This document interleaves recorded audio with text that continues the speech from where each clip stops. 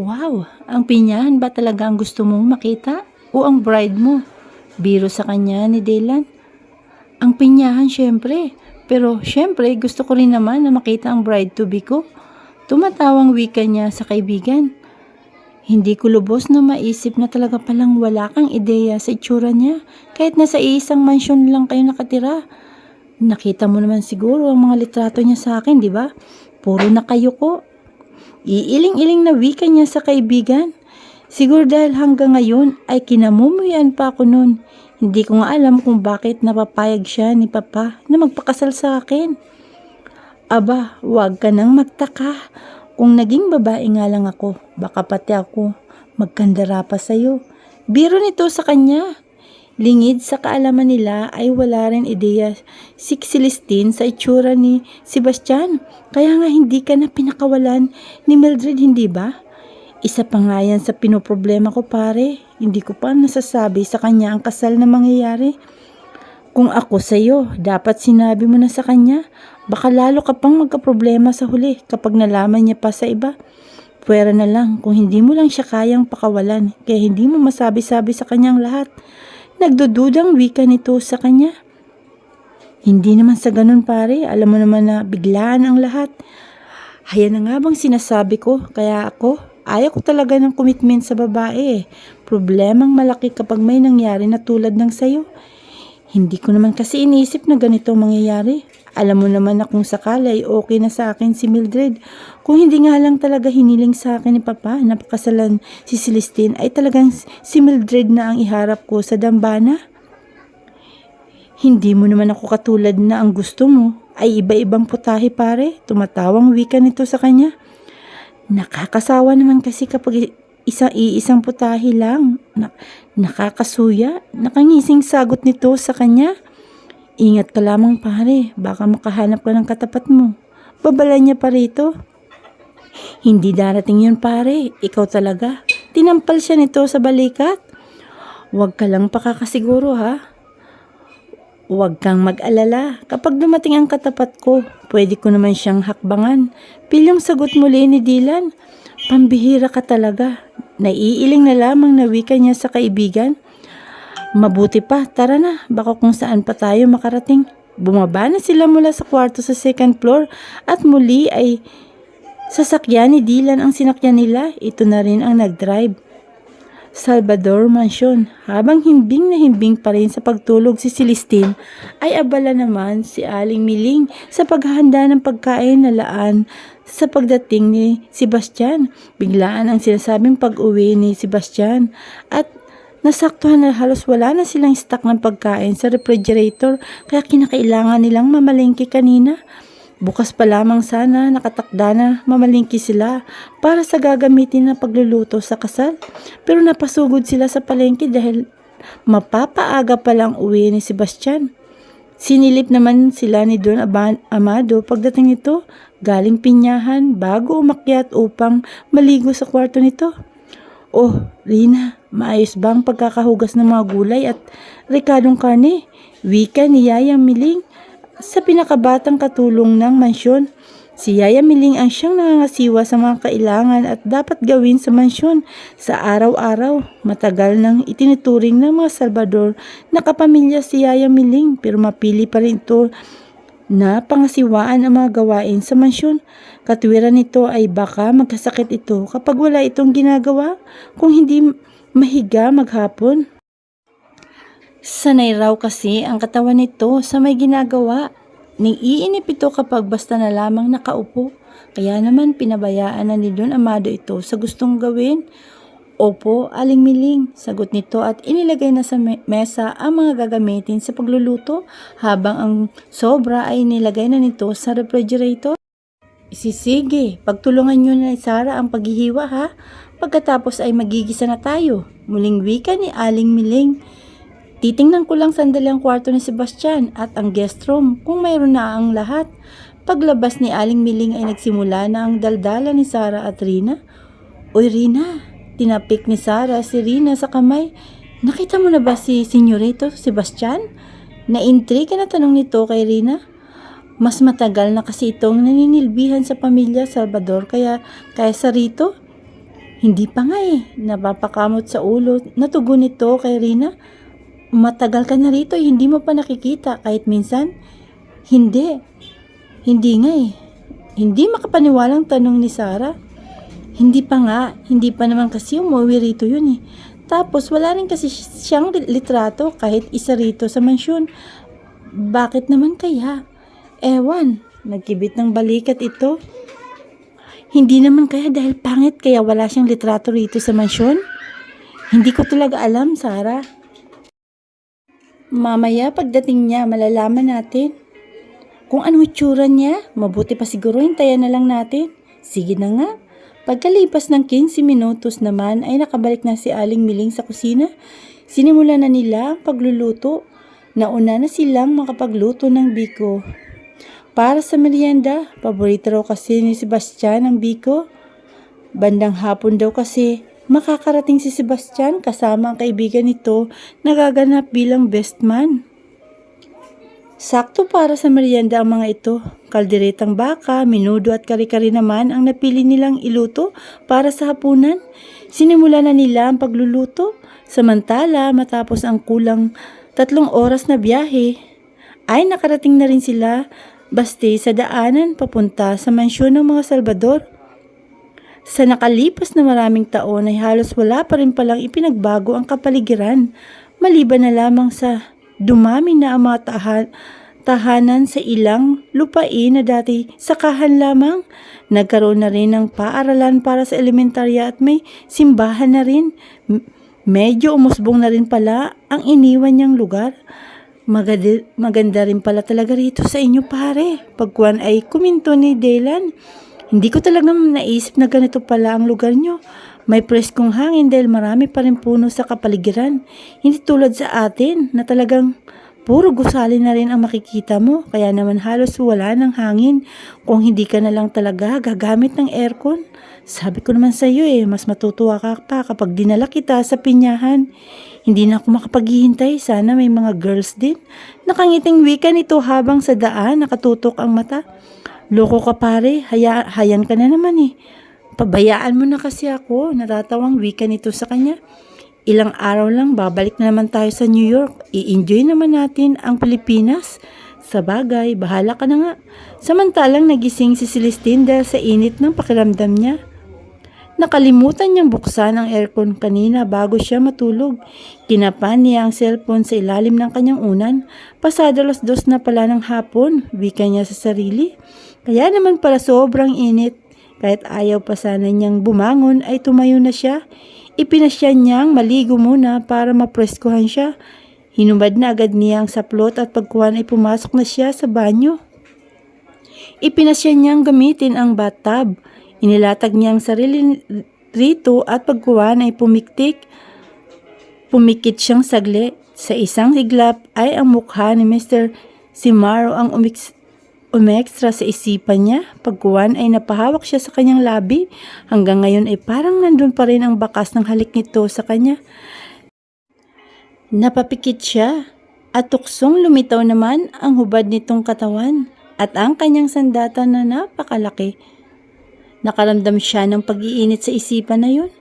Iwinasiwas niya sa isip ito, pero tuksong paulit-ulit naman na lumilitaw sa alaala niyang nangyari. Kailangan na niyang kalimutan ang nangyari. Mananatiling nakaraan na lamang ang lahat dahil hanggang doon lamang sila ng lalaki. Ipinisya na lamang niya na mag-shower. Bumangon na siya sa bathtub. Hindi siya dapat palaging nag-iisa para hindi kung ano-anong iniisip niya.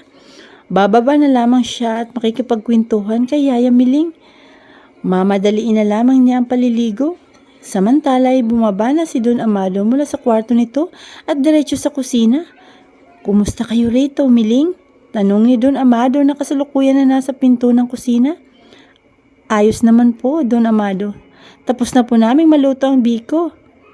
Para sa merienda, ang ulam na lamang para sa hapunan ang niluluto namin ngayon, Don Amado." "Maigi kung ganun. Anumang oras ay darating na sina Sebastian at ang kaibigan niya." Wika ni Don Amado. "Ang guest room at kwarto ni Sebastian, sinisigurado niyo na ba na maayos?" "Opo, Don Amado. Maayos na po. Maigi kung ganun. Hindi na muli pang Nakapagsilata si Don Amado nang may bumusinang sasakyan. Sila na marahil ito, Miling. Maiwan ko na kayo. Lumabas na sa kusina ang Don at dumiretso na sa palabas upang salubungin si Sebastian. Hindi na ito nagpasundo sa airport dahil ang kaibigan nitong best man ay nagpresenta na sumundo rito. Walang ideya si Don Amado na noong isang araw para dumating si Sebastian. Sebastian, iho! Masayang salubong nito sa bagong dating at agad na niyakap si Sebastian. Papa! Kakaibang saya ang nadarama ni Sebastian sa pagkakayakap sa kanyang ama-amahan. Hindi ito kailanman nagbago ng pakikitungo sa kanya. Ito pa rin ang dating lalaki na nagturing sa kanya bilang isang tunay na anak nito. Ang panlabas na kaanyuan lamang nito ang nagbago. Marami na itong puting buhok at nabawasan na ang tikas ng pangangatawan nito. Nagkaroon na rin ng mga kulubot ang dating banat na balat. Lingid sa kanyang kaalaman ay hindi may paliwanag ang sayang nararamdaman ni Don Amado sa muli nilang pagkikita. Pagkuwan ay umalis ito sa pagkakayakap. Kumusta ang biyahe mo? Mabuti naman po, Papa. Siya nga po pala, ipinakilala ko po sa inyo si Dylan, ang kaibigan ko. Siya po yung malimit kong ikwento sa inyo, Papa. Don Amado, kumusta po kayo? Kinuha ni Dylan ang isang palad nito upang magmano. Kaawaan ka ng Diyos, iho. O siya, pumasok na tayo sa loob. Kanina pa namin kayo hinihintay. Nakahanda ng merienda nyo. Iwan nyo na riyan ang mga bagahe nyo. Ipapakuha ko na lamang kay Lito ang mga yan para ipasok sa kwarto mo, iho. Tara na. Inakbayan na siya ni Don Amado papuntang sala. Maupo muna kayo. Sandali at tatawagin ko si Miling. Maiiwan ko muna kayong magkaibigan dyan, ha? Ikaw, Dylan, huwag kang mahihiya. Ituring mo rin ng tahanan ang mansyon na ito. Feel at home. Opo, Don Amado. Salamat po. Kanina nang malapit na sila sa pagpasok sa mansyon ay nakaramdam na ng pananakit ng tiyan si Dylan. Pare, nasaan ang restroom nyo rito? Tawag ng kalikasan. Nakangisi na bulong nito sa kanya. Napangisi naman si Baste sa bulong nito. Akala ko naman kung ano na. Kung gusto mo, roon ka na lamang sa kwarto mo gumamit. Mungkahi sa kanya ni Baste. Sige, maigi pa nga. Tara. Tumayo na siya habang kasunod naman niya si Dylan na lilingalinga sa paligid. Wala yatang bride-to-be mo, ha? Nagkibit lamang siya ng balikat. Baka nasa silid niya. Nang makarating na nila ang guest room ay binuksan niya ito. Ito ang pansamantala mong tutuluyan, pare. Pumasok na sila sa loob ng kwarto. Pare, magandang kwarto. Kaya lang lalabas na, pare. Nasa bungad na eh. Hindi malaman ni Dylan kung paanong gagalaw. Loko ka talaga. Hayo ng banyo. Itinuro niya kay Dylan ang banyo habang si Dylan ay parang sasali sa marathon na nagtungo sa banyo. Mabilis itong tumakbo. Iiling-iling na lumabas na siya ng silid nito. Naglakad-lakad muna siya. Hindi siya makapaniwala na ang mansyon na iniwan niya ay ganun pa rin ang itsura pagdating niya. Tunay nga na matibay ang pagkakagawa ng mansyon. Hindi na niya namalaya na nakalabas na pala siya. Nakarating siya sa garden ng mansyon. Maganda pa rin ang mga bulaklak at halaman sa paligid. Naka-bermuda grass pa rin ang paligid. Alaga pa rin ang hardinero. Tulad noon, tandang-tanda pa niya na madalas silang magkape ni Don Amado sa garden kapag umaga. Naupo siya sa upuan na yari sa kahoy. Kapag kuwan ay tumayo rin. Napatingala siya sa itaas nang mahagip ng mata niya ang tila mga sundalo na pagkahilera ng mga kalapating lumilipad. Nakakatuwa itong panuurin. Halos paikot-ikot lamang ang mga ito sa mansyon. Celestine, samantala ay nakatapos lamang siya ng tuwalya na lumabas ng banyo. Si Celestine, kinukuskus niya ang tuwalya ang basang buhok nang matanaw niya ang mga kalapati na nakahilera habang lumilipad. Natutuwa siya kapag nakakita ng ganong lumilipad. Nakakagaan ng pakiramdam. Hindi niya napigilan na mas lumapit pa sa bintana upang pagmasdan ang mga kalapati na halos paikot-ikot lamang sa paligid. Nakakatanggal ng pagod ang makita ang mga ito. Aalis na sana siya sa bintana nang makita ang isang bulto ng katawan. Nakatanaw ito sa langit. Tulad niya, siguro ay natuwa ito sa napagmasdan ang mga kalapati. Pinakatitigan niya ito. Sumikdo ang puso niya dahil sa pamilya ang lalaki sa kanya. Naikurap niya ang mata sa isipin na baka namamalikpat na lamang siya. Ngunit hindi. Nagbabago ang itsura ng lalaki. Naitakip niya sa bibig ang kanyang palad. Hindi siya maaaring magkamali. Si Mr. Simarong lalaking nakatayo. Pero bakit ito naririto? Hindi kaya nalaman na nitong totoo at alam na kung sino siya? Bigla siyang kinabahan. Pagkuwan ay muling tiningnan ang lalaking nasa ibaba. Abot-abot ang kaba niya nang bigla na lamang itong mag-angat ng paningin at tumingin sa bintana niya. Mabuti na lamang at mabilis siyang nakapagtago sa kurtina. Ang walang hiyang anghela na yun. Masasabunutan ko talaga siya kapag nakita ko siya. Gigil na wika niya sa kanyang sarili. Ano nang gagawin ko ngayon? Nangangambang wika niya sa sarili. Malaking gulo ito kung sakasakali. Natatarantang tinawagan niya si Mika. Yes, hello best. Wika ni Mika sa kabilang linya. I need you best. Nginig ang boses na wika niya sa kaibigan. Teka best, are you okay? Nag-aalalang tanong nito sa kaibigan. Nahimigan itong may problema ang kaibigan. Hindi ako okay best. Bakit naman? Nagtatakang tanong nito sa kanya. Alam mo ba yung lalaki na nakakuha sa akin sa club? Oh, bakit? Paanong lalaking yun? Nandito siya best. Teka saan siya? Nandito siya sa mansyon. Teka lang, paano nangyari yun? Anong gagawin niya riyan sa mansyon niyo? Hindi makapaniwalang tanong nito sa kanya. Sigurado ka ba na siya yung nakakuha sa iyo nung kagabi? Oo, bes, siya yun. Tiyak na sagot niya kay Mika. Bes, baka naman nagkakamali ka lang. Anong gagawin ng lalaking yan dyan sa inyo? Hindi ko nga rin alam, bes. Nag-aalala lang sabi niya sa kaibigan habang hindi mapakali sa pabalik-balik na naglalakad sa kabuuan ng kanyang silid. Baka alam na niyang nangyari. Baka sinumbong tayo ni Angela. Imposible ang sinasabi mo. Best, hindi gagawin ni Angela yun dahil siguradong matatanggal siya sa trabaho. Kung gano'n, anong gagawin ng lalaking yun dito sa mansyon? Hysterikal niyang tanong sa kaibigan. Ewan ko, Best. Teka, kaysa nag-aalala ka ng ganyan, bakit hindi mo muna kaya alamin ang pakay niya rin sa inyo? Tama ito. Bakit pa hindi niya agad naisip? Mabuti pa nga siguro, Best. Alamin mo ngayon, paalis na rin ako rito sa bahay. Kung hindi ka lang tumawag, alamin mo na after 2 to 3 hours, nariyan na ako. Don't worry, masyado ha. Magiging okay rin ang lahat. Huwag ka diyang mag-alala. Sana nga, Best. O siya, sige na. Mamaya na lang. Alamin mo na, kaya mo yan. Yung club ng ngayon napasok mo, sisiw lang yan sa'yo. Pampalakas ng loob na wiki nito sa kanya. Sige, Best. Ingat ka na lamang sa biyahe. Hihintayin kita ha. Pinatay na niya ang telepono at dali-daling nagbihis. Naisip niyang siguradong may alam ang yayamiling niya kung anong ginagawa ni Mr. Simaro sa mansyon nila. Isang simpleng crop top, sleeveless ang sinuot niya at tinernuhan niya ng cotton short. Dali-dali niyang sinuklay ang alon-alon niyang buhok at nagwisik ng kunting pabango. Bumaba na siya at hinanap ng kanyang mga mata ang kanyang yayamiling. Nakita niya si Sarah na palabas galing ng kusina. Sarah, tawag niya rito. Nasaan si Yaya Miling? Nasa kusina, senyorita. Nagluluto ng hapunan. Ha? Ang aga naman nagluluto ng hapunan ni Yaya. Nagtatakang tanong niya rito. 3:00 pa lang ng hapon. Tinitingala pa niya ang wall clock na nakasabit sa pader. Dumating na po kasi si Senyorito Sebastian. Kasama niya po ang kaibigan nito. Kaya maagang naghanda ng hapunan si Aling Miling. Hindi ba't bukas pang dating niya?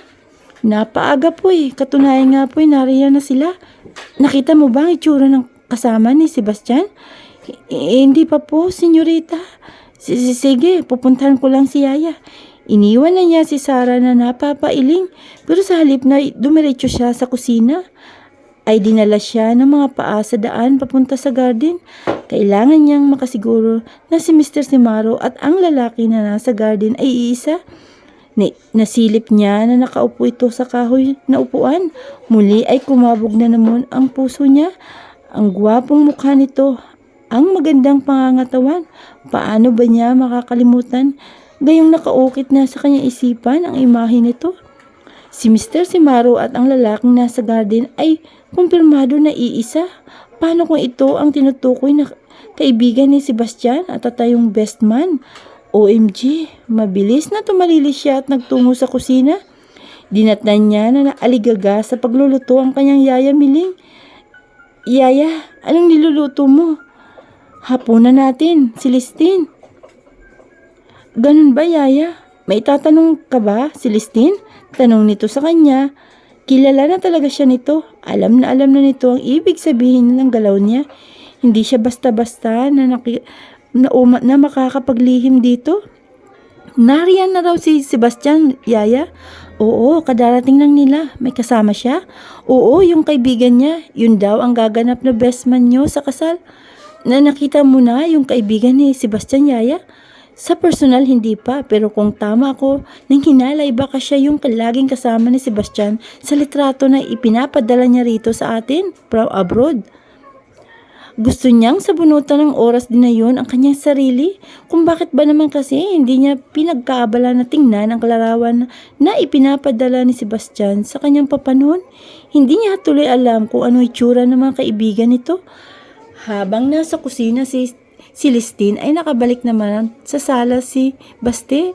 Ipinasya niyang magbasa ng magazine. Siya naman napagbalik ni Don Amado. Oh, nasan si Dylan, iho? Nagtungo po sandali sa guest room, papa. Gumamit ng banyo. Ganun ba? Siya naman na pagdating ni Sarah, buhat sa labas. Sarah, pakitawag mo ang senyorita Celestine mo. Sabihin mo na nandito na si Sebastian.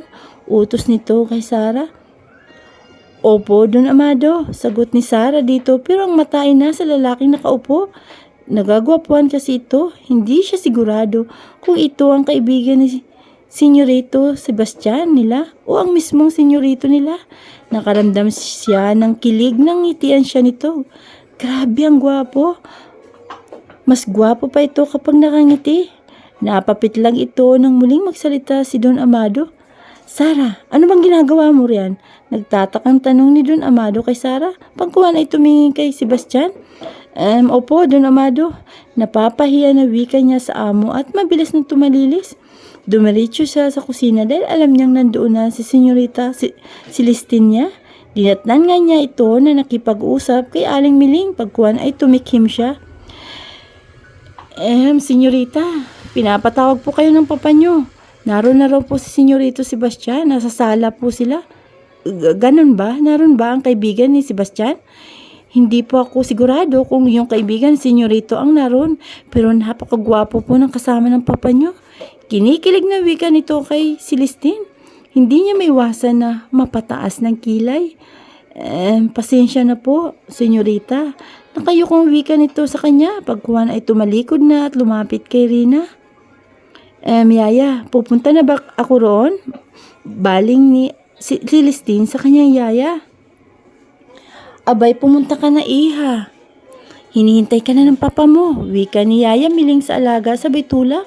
Ganun ba? Okay, sige, Yaya. Tumalikod na siya nang may maalalang itanong muli sa kanyang yaya. Yaya, ayos lang ba ang suot ko? Kunot ang noo na napatingin naman sa kanyang yaya. Ang ibig ko pong sabihin, Yaya, ay hindi kaya ako pagagalitan ni Papa sa suot ko. Palusot niya nang mapansin ang mali siya sa mukha ni Yaya Miling. Hindi naman siguro, iha. Hindi naman malaswating na ng suot mo. Sige po, Yaya, salamat. Nangingiting sinundan niya ang tingin ang alaga. Walang ideya ang alaga niya sa itsura ni Sebastian. Habang nagtatanong ito kay Sarah kanina ay pinili na lamang ni Yaya Miling na hindi makisali sa usapan. Naisip kasi nito na mabuti pa na makita na lamang ng dalaga ang sariling mga mata nito. Kung ano ang itsura ni Sebastian, sa huli ay gusto niya na maging masaya ang magiging pagsasama ng dalawa. Dalangin niya ay mawala na ang galit ng alaga sa puso nito para kay Sebastian.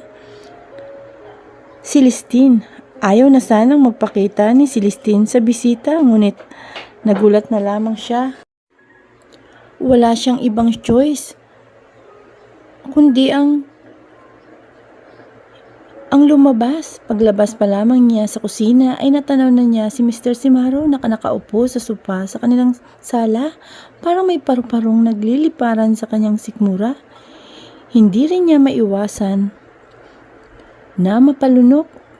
Mas fresh ang itsura nito kaysa kahapon. Hindi mo pwedeng basta baliwalain ang presensya nito. Ang ipinagtataka lamang niya ay kung paano naging kaibigan ito ni Sebastian. "Oh, iha, nariyan ka na pala." Masayang wika ng kanyang ama nang biglang mag-ring ang telepono na nasa tabi nito. Sininyasan nito ang lalaki na nakaupo. Nasasagutin lamang sandali ang tawag. Otomatikong nabaling sa kanya ang paningin ng lalaki na nakaupo sa kanilang sala. Hindi niya alam kung ano ang ibinabadya ng tingin na iyon. Hindi niya kayang tagalan pero kakayanin niya. "Kumusta ka na, Celestine?" Pakiramdam niya ay naringgan niya ito ng pang-uyam. Ninenervyos siya. Mukhang alam na nito na nagpapanggap siya bilang Angela ng nagdaang gabi. Hindi niya alam kung ano naman ang sasabihin. Parang nanuyo bigla ang lalamunan niya. Kung pwede niya lamang na maglaho na lamang basta sa kinatatayuan niya ay ginawa na niya. Yung pakiramdam na gusto mo nang tumakbo pero hindi mo mailakad ang mga paa dahil parang idinikit na sa sahig ang kanyang paa. "Bakit ka ba kasi nag-aalala, Gaga? Paano ka ba? O paano kang makikilala niyan eh? Nakamaskara ka nang magkasama kayo. Maigi mong gawin, magmasid ka kung ano ba talaga ang alam niya." Lita niya ng isang tinig sa isip niya. Okay lang. Sa wakas ay nakasagot siya. Sakto naman na naibaba na ng kanyang papa ang telepono kaya ibinaling niya ang atensyon rito. "Papa, nasaan na po si Sebastian?" Sinadya niya na ibaling na sa ama ang pansin. Paraan niya yun upang maalis na ang nervyos na sumasa kanya. Pagkuwan ay inilibot niya ang paningin sa paligid at hinanap ng mga mata niya ang mukha ni Sebastian. Sa mga sandaling yun ay parang si Sebastian ang makakasagip sa kanya. Ngunit wala naman ang unggoy. Baka nagtungo sa kwarto nito. Dati, namimiss siguro nito ang magbuhay prinsipe na naman. Napahalokip-hip siya tuloy sa inis. Wala talagang pakinabang. Nangingit-ngit ang kalooban na wika niya sa isip. "Nagbibiro ka ba, iha?" Bunot ang noong natanong sa kanya ng papa niya. Pagkuwan ay tumingin ito kay Mr. Simaro. Sa sinabi ng kanyang papa ay ibig na niyang mapikon. Lalo pat nakita niya mukha ni Mr. Simaro na tila amyos na nakatingin sa kanya. Bakit naman siya magpapatawa? Papa naman. Anong papa naman? Hinahanap mo ang taong nasa harapan mo na? Naniningkit ang mga matang inilibot niya ang paningin sa paligid. Wala namang ibang lalaki sa paligid maliban sa papa niya at si Mr. Simaro na ito. Nang rumehistro sa isip niya ang isang ideya. Hindi. Hindi siguro. Sigaw ng isip niya. Imposible. "Sebastian, lapitan mo ngang bride-to-be mo." Utos nito sa lalaki na katulad nito na nakaupo. Mukhang tulog pa ang utak. Naiiling na wika ni Don Amado. Ikaw?" Hindi makapaniwalang tanong niya sa nakilala niyang si Mr. Simaro na kasalukuyan ng papalapit sa kanya. Joke ba ito? Piping sigaw niya. Hindi niya malaman kung matatawa o ano. Alin sa dalawa? Matutuwa ba siya dahil ang gwapong nakaniig niya ay si Sebastian pala? O mainis dahil sa muling katangahan niya? Inilapit niya nito ang mukha sa kanya, ngunit napaatras bigla. Saglit na napakunot ang noo. Pagkuwan ay inilapit muli rito ang mukha sa kanya. Akala niya ay hahalikan siya nito, ngunit binulong nito na, "Gumising ka na. Celestine, masyado ng mahabang itinulog mo." Pagkuwan ay mabilis itong bumalik sa kinaupuan. Naiwan siyang natulala sa kinatatayuan niya. Si Sebastian at si Mr. Simaro ay isa. Paano nangyari yun? Saka all this time na nasa Pilipinas ito? Gulong-gulo na siya. Hindi na niya kilala talaga si Sebastian ngayon. "Ano bang nangyayari sa'yo, Celestine?" Pagkuwan ay muling tanong sa kanya ng kanyang papa. I'm sorry, Papa. Agad ay wika na lamang niya. Alam din naman niyang sa huli ay pagtanggap lang naman din ng mali niya ang gagawin niya. Bakit hindi ka kaya maupo rito kaysa nakatayo ka riyan? Muling wika sa kanya ni Don Amado habang si Sebastian, also known as si Maro, ay kasual lang na nakatingin sa kanya. Ang mahabang prente pa na nakaupo sa kanilang couch, hindi niya kayang basahin kung anong tumatakbo sa isip nito. Nang bigla itong umiti, ngiti na akala niya ay para sa kanya, hindi pala. Pare, at last, nakabalik ka rin. Sobrang tagal mo naman, wika ni Sebastian sa kung sinong nasa likuran na bahagi niya habang nakangiti. Kaya napalingon si Celestine. Isang mistisong gwapo ang nakaharap niya. Sa palagay niya ay may dugong banyaga ang isang ito. You must be Celestine? Nakangiting wika nito sa kanya. Oo pare, siya nga. Siya ang bride ko. Hindi niya namalayan na muling nakalapit sa kanya si Mr. Simaro. Sebastian, naramdaman na lamang niya ang pagdantay ng braso nito sa balikat niya. Dapat ay pinalis na niya ang braso nito dahil unang-una ay galit siya rito. Oo, galit siya rito. Pero sa kung anong dahilan ay masaya siya. Kinikilig siya. Pakiramdam niya ay ligtas siya sa bisig nito. Sari-saring emosyon ang naramdaman niya sa ginawang yon ni Mr. Simaro. Sebastian, galit siya. Security, basta. OIC, wika nito sabay pasada ng tingin sa kanya. Pagkuwan ay bumaling muli ito kay Sebastian. Pasensya na pare, nahiga muna kasi ako sa kwarto. Medyo masakit kasi ang likod ko. Pagkuwan ay hinimas nito ang balik. Don Amado, pasensya na po. Hinging paumanhin nito sa Don. Ganun ba? Bakit hindi mo naman agad sinabi sa akin? Kailangan mo ng pin-reliever. Sagot ni Sebastian. Sa kaibigan? Hindi na kailangan pare. Okay na ako. Ipakilala mo na lang ako rito sa bride-to-be mo. Oo nga pala. By the way pare, this is Celestine, my bride-to-be. And Celestine, this is Dylan. Dylan Simaro. Ang kaibigan ko at siyang gaganap bilang best man sa kasal natin. Dylan Simaro? Ikaw si Dylan Simaro? Ulit na tanong niya kay Dylan. Yes, alanganin na tumingin ito sa kanya. Pagkuhan ay kay Sebastian. May problema ba? Wala. Hindi ko lang kasi naisip na gwapo ka. Wala sa loob na sabi niya. Wow, thank you for the compliment. Nakangiting wika nito sa kanya. Mukhang magtatagal ako rito. Marunong kasing magsabi ng totoo ang mga tao rito. Tara, Celestine, maupo tayo sa couch. Hindi na niya napansin ang sarcasm sa tinig ni Sebastian. Okupado na kasi ng pagkalito ang isipan niya. Napakagulo ng pangyayari. Inakay siya nito sa upuan. Sumunod lamang siya rito. Hindi na rin niya napansin ang pagkakadikit nilang dalawa ni Sebastian. Samantala, ay nakalimutan niya ang galit sa binata. Dumating na ang merienda na dala ni Yaya Miling. Pero hindi niya ito pansin.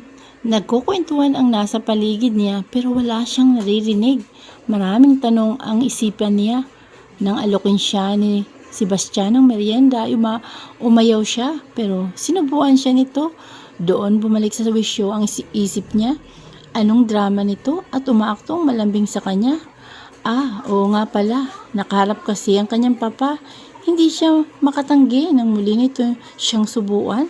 Hindi niya namalaya na napangiti siya. Sobrang gwapo nito at ang pagsubo nito sa kanya ay tunay na nakakakilig. Umaasta itong akala mo talaga ay normal silang ikakasal. Nagmamahalan, sana'y totoo pero alam naman niyang hindi. Natapos lang ang kwentuhan ng yayain ng kanyang papa ang dalawang lalaki na mga bayo. Muli ay nakaramdam na naman siya ng paninibugho kay Sebastian. Dito na naman nabaling ang pansin ng kanyang ama. Wala siyang nagawa kung hindi ang bumalik sa kanyang silid. Nag-isip-isip siya. Hindi pa rin siya makapaniwala na si Sebastian na nakaharap niya kanina at ang nakaniig niya no isang gabi ay isang tao. Anong ginagawa ni Sebastian sa club na yun? Bakit nito ginamit ang pangalan ng kaibigan nito? Miyembro ba ito ron? Makapal talaga mukha nito.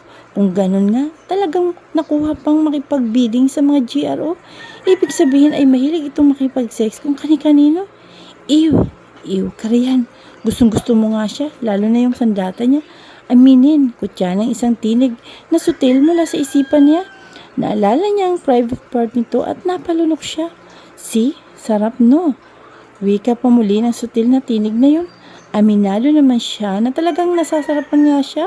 Kung hindi pala siya nagplano o sila ni Mika ay malamang na si Angela o ang ibang babae ang kasama ng walang hiyang si Sebastian sa kama. Winahawaldas nito ang pera ng kanyang papa sa kabulustugan. Isa pang tanong ang gumugulo sa isip niya. Paano ito naging gwapo? Samantalang sa pagkakatanda niya ay mukha itong kabayo. Nagpa-plastic surgery ba ito? Malamang nga, hindi naman totoo ang magic na bigla ka nalang magiging gwapo sa isang iglap. Paano ba itong magiging gwapo samantalang ever since ay alam niyang pangit ito?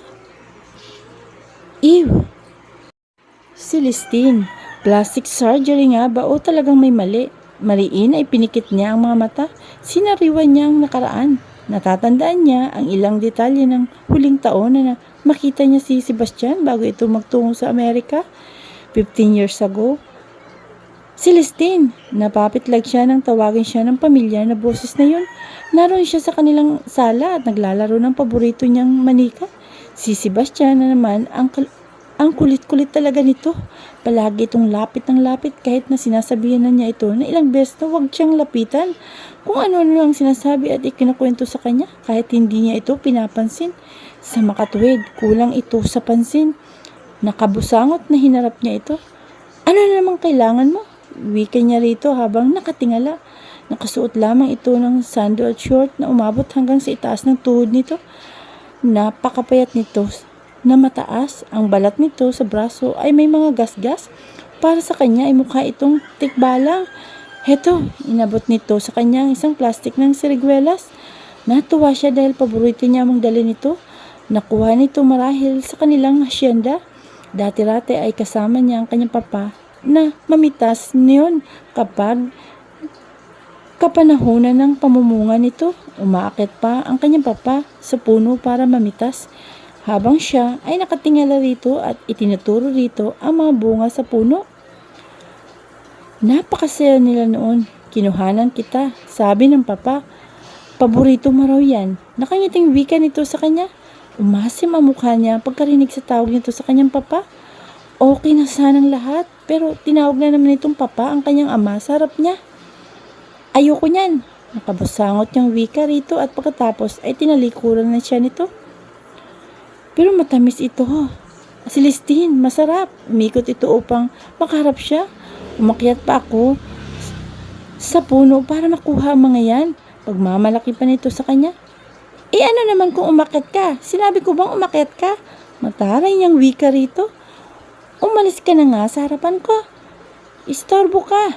Alam mo ba yon? Kunin mo na, sige na. Nakangiti pa rin ang wika nito sa kanya. Hindi man lang nito pinansin ang ginawa niyang pagsusungit. Inabot nito ang kamay niya at inilagay ang plastik sa palad niya. Sinabi ko na ayoko niyan eh. Inihagis niya ang plastik at nagkalat ang laman yun sa kanilang sala at yun ang nabungaran ng kanyang papa. Celestine! Dumagundong ang boses na yun ng kanyang papa sa kanilang mansyon. Napalingon siya sa kinarurunan ng kanyang papa. Baka sa mukha nito ang disgusto sa nakitang ginawa niya. Naiyak siya dahil sa napahiya siya. Kinabahan dahil sa galit na nakikita niya sa mga mata ng kanyang papa. Hindi niya malaman kung saan ipapanig ang paningin. Hindi rin nakaligtas sa kanya ang biglang sugod ng kanyang yaya miling sa sala. Ngunit nanatili lamang na nakamata sa kanya. Kapag gano'n ang sitwasyon ay hindi ito basta-basta nakikialam. Pulutin mo ang mga siriguelas na yan. Ngayon din. Nagmamadali na lumhod siya at pinulot niya ang siniguelas habang patuloy ang pagdaloy ng kanyang luha sa mga mata. Tangkas siyang tutulungan ni Sebastian nang muling magsalita ang kanyang papa. Huwag mo siyang tutulungan, Sebastian. Hayaan mong pulutin niyang lahat. Lahat ng kalat niya. Walang tutulong na kahit sino sa inyo. Itinuro nito ang ilang kawaksi nila sa tahanan na tulad ng yaya miling niya ay biglang napasugod sa sala. Patapos mo riyan ay sumunod ka sa akin sa library. Dalhin mo ang mga sinigwelas na yan. Celestine, bilisan mo. Muling wika nito at pagkuwan ay nagtungo na ito sa library. Naiwan siyang nagmamadali sa pamumulot. Pagkatapos niyang mamulot ay tumayo siya. Nakita niya sa mukha ni Sebastian ang awa para sa kanya. Maging ang kanyang yaya miling. Nagtungo siya sa library, nabitbit ang plastic na may laman ng mga sinigwelas. Kumatok siya ng 3 beses bago pumasok. Dinatnan niya ang kanyang papa na nakaupo sa swivel chair nito habang nakatukod sa lamesa ang isang braso. Lumapit siya rito. Tumayo siya sa harapan nito habang ang kanyang paa ay pinagdikit niya. Kinakabahan siya. Papa, umiiyak at garalgal ang boses na wika niya rito habang nakatingin sa mga mata nito. Alam mo bang mali mo? Ang mali mong nagawa? Seryosong tanong nito sa kanya. Opo, papa. Nanginginig pa rin ang boses na wika niya sa kanyang papa. Sige, sabihin mo ngayon kung anong mali mo. Itinapon ko po ang pagkain, papa. Patawarin niyo po ako. Yun lang ba ang nagawa mo? Napatingin siya sa kanyang papa. Hindi na kasi niya alam kung ano pang nagawa niyang pagkakamali. Ano? Celestine, wala ka na bang ginawang kamalian maliban doon sa ginawa mo? Umiiling-iling siya. Wala na po, papa. Narinig ko lahat ang sinabi mo kay Sebastian. Kung paano mo siya kausapin. Wala ka man lang respeto sa kanya bilang nakakatanda siya sa'yo. Papa, kasalanan naman niya. Siya itong lumapit sa akin eh. Wala akong nakita na mali sa nagawa sa iyo ni Sebastian. Celestine, maayos ang pakikitungo niya sa iyo. Pero ang hindi ko maintindihan ay kung bakit ganyan ka sa kanya. Galit na wika nito sa kanya. Dati hindi mo ako pinapagalitan, papa. Ang saya natin. Ang saya-saya natin. Ngayon, palagi mo na akong pinapagalitan. Sumbat niya sa kanyang papa. Dahil mali ang mga ginagawa mo, kaya ako nagagalit sa'yo. Hindi ka naman dating ganyan, Celestine. Sabihin mo nga sa akin, bakit ka ba nagkakaganyan? Dahil hindi ka rin dating ganyan, papa, sa akin. At ayoko kay Sebastian. Papa, ayoko sa kanya. Palagi na lang siyang inuuna mo. Hindi mo na ako mahal. Magmula nang dumating siya rito, hindi na niya napigilan ang paghagulhol. Napaupo siya sa sahig. Hindi totoo yan, Celestine. Ano bang sinasabi mo? Lumapit sa kanyang papa at lumuhod. Pinunasan nito ang kanyang mga luha. Mahal kita, anak. Niyakap siya ng kanyang ama at napayakap siya rito ng mahigpit. Hindi gayon iyon, anak. Mahal na mahal ka ni papa. Ikinulong nito ang kanyang mukha sa malaking palad nito. Palagi mong tatandaan, mahal kita. May mga bagay na nga lamang na hindi mo pa talaga maiintindihan sa ngayon. Celestine, pero palagi mong tatandaan, mahal ka ni papa.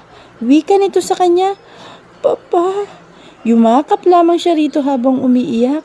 Buong akala niya ay papaluin siya nito, pero hindi naman pala. Lumabas siya sa library na buhat-buhat siya ng kanyang papa. Masayang naghapunan sila ng gabi na yun. Binilat niya si Sebastian na nakatingin sa kanyang nang nasa pagkain ng pansin ng kanyang papa. Pero hindi man lang nainis ito sa kanya. Nakakainis talaga ito. Akala siguro nito, panalo siya sa laban. Pwes, nagkakamali ito. Magmula ng gabi na yun ay nagkaroon na ng oras sa kanya ang kanyang papa. Hindi na rin nangungulit at lumalapit sa kanya si Sebastian. Baka sinabihan ito ng kanyang papa. Buti nga rito, sa uli ay siya pa rin ang mananalo. Isang araw ay nakita niya si Sebastian na may kausap na babae sa likod ng kanilang mansyon. Ang bagong lipat nilang kapitbahay ang kausap nito. Kilala na niya ito dahil bagong transfer din ito sa kanilang eskwelahan. Sabi ng kaklase niya ay balik grade 6 lamang ito. Dapat ay nasa unang taon na ito ng high school. Hindi nila alam ang dahilan kung bakit hindi na ito nag-graduate ng elementary sa dati nitong eskwelahan. Siya naman noon ay nasa grade 4. Umakyat pa si Sebastian sa puno ng mangga upang makipagpintuhan. Ang babae naman ay nasa terasa ng second floor na tahanan ng mga ito. Naiinis siya noon dahil tawanan ang dalawa. Pagkatapos ng araw na yun ay nagkukwentuhan muli ang mga ito sa parehong lugar. Nakaakyat pa rin sa puno ng mangga si Sebastian. Sa inis niya ay isinumbong niya ito sa kanyang papa. Tuwang-tuwa siya nang magpagalitan ito ng kanyang papa. Ngunit makalipas ang ilang araw ay nakita niya si Sebastian. Nakakwentuhan si Grace sa kanilang garden pagkagaling sa eskwelahan. Patungo sana siya roon para mag-review sa test pero naroon ang mga ito. Inirapan niya mga ito. Nang kawayan siya, lalong dumagdag ang inis niya rito. At naging madalas ang pagpunta ni Grace sa kanilang tahanan. Pinagdadala pa ito ng merienda ng kanyang yaya Miling. Sa sobrang inis niya, minsan ay nilagyan niya ng chili powder ang soft drinks ng mga ito. Sinilip niya ito mula sa halaman na kanyang pinagtataguan habang nagpipigil ng tawa. Alam mo, Sebastian, sabi ni Daddy pagka-graduate ko, sa Mikawayan daw niya ako pag-aaralin. Ibig sabihin, malapit lang ang school niya sa amin. Masayang kwento ni Grace kay Sebastian. Gusto mo ba na sabay na tayong pumasok sa school? Makisabay ka na lang sa amin para hindi ka napatid kay Mang Timyong. Hindi ba nakakaya sa papa mo, Grace? Alanganin na tanong ni Sebastian rito pero mapilit pa rin si Grace. Ano bang nakakahiya, Sebastian? Kilala ka nga ni Papa. Walang kaso kung isasabay ka namin. Sige, sasabihin ko rin muna kay Papa, Grace. Salamat. Oo, pagkatapos ay pwede pa tayo magkita kapag break time, hindi ba? Oo nga, magandang ideya nga yan, Grace. Hayaan mo, pupuntahan kita sa eskwela nyo. Oo, pagkatapos pasyal tayo sa mall. Wika nito. Sa loob-loob niya ay kaya siguro ito balik grade 6 dahil mahilig itong magbulakbol. Ah, oo. Kapag may oras ay pasyal tayo. Tugon ni Sebastian rito. Inumin mo ng soft drinks mo. Wika nito kay Grace at pagkuhan ay uminom rin ito ng soft drinks. Tuwang-tuwa siya nang umubo ang dalawa sa anghang. Hindi malaman ni Sebastian kung anong gagawin. Namula ang mukha ng mga ito dahil sa anghang. Napauwi ng hindi oras ng araw na yun si Grace na labis niyang ikinatuwa. Ngunit makulit pa rin si Grace. Bumalik pa rin ito sa kanilang tahanan na parang walang nangyari. Kinabukasan, minsan ay mayroon pa itong dalang basket na may laman na soft drinks, incan at biscuits. Minsan na sinisilip niya ang mga ito ay naiinis siya dahil maraming langgam pala sa pinagkukublihan niya. Nagpapadyak siya upang maalis ang mga langgam na patuloy ang paggapang sa paa niya. Inis na inis siya at nang nasa kwarto na siya ay pumasok sa kanya ang isang ideya. Kumuha siya ng bote ng soft drinks. Isa-isa niyang inilagay sa bote ang langgam. Gumawa siya ng plano. Kapag tulog na si Sebastian ay pupunta siya sa likod ng kwarto nito. Dahil nasa ibabang bahagi ng mansyon ang kwarto nito ay dumaan siya sa likod. Dahan-dahan lamang siyang naglakad sa likod habang hawak ang bote dahil maputik ang lupa. Umulan kasi ng kaunti ng gabing yun. Sakto at nakabukas ang bintana nito. Ang ulo nito ay nasa mismong tabi ng bintana. Nakita niya na tulog ito. Binuksan niya ang bote at bagkuhan ay ipinasok niya sa bintana at ipinagpag sa mukha nito. Pagkatapos ay iniwan na niya ang bote sa gilid at mabilis at maingat na nagtungo sa may gripo na nasa bandang garden. Hinugasan niya ang paa na naputikan. Pagkuhan ay nagtungo na siya sa kwarto niya.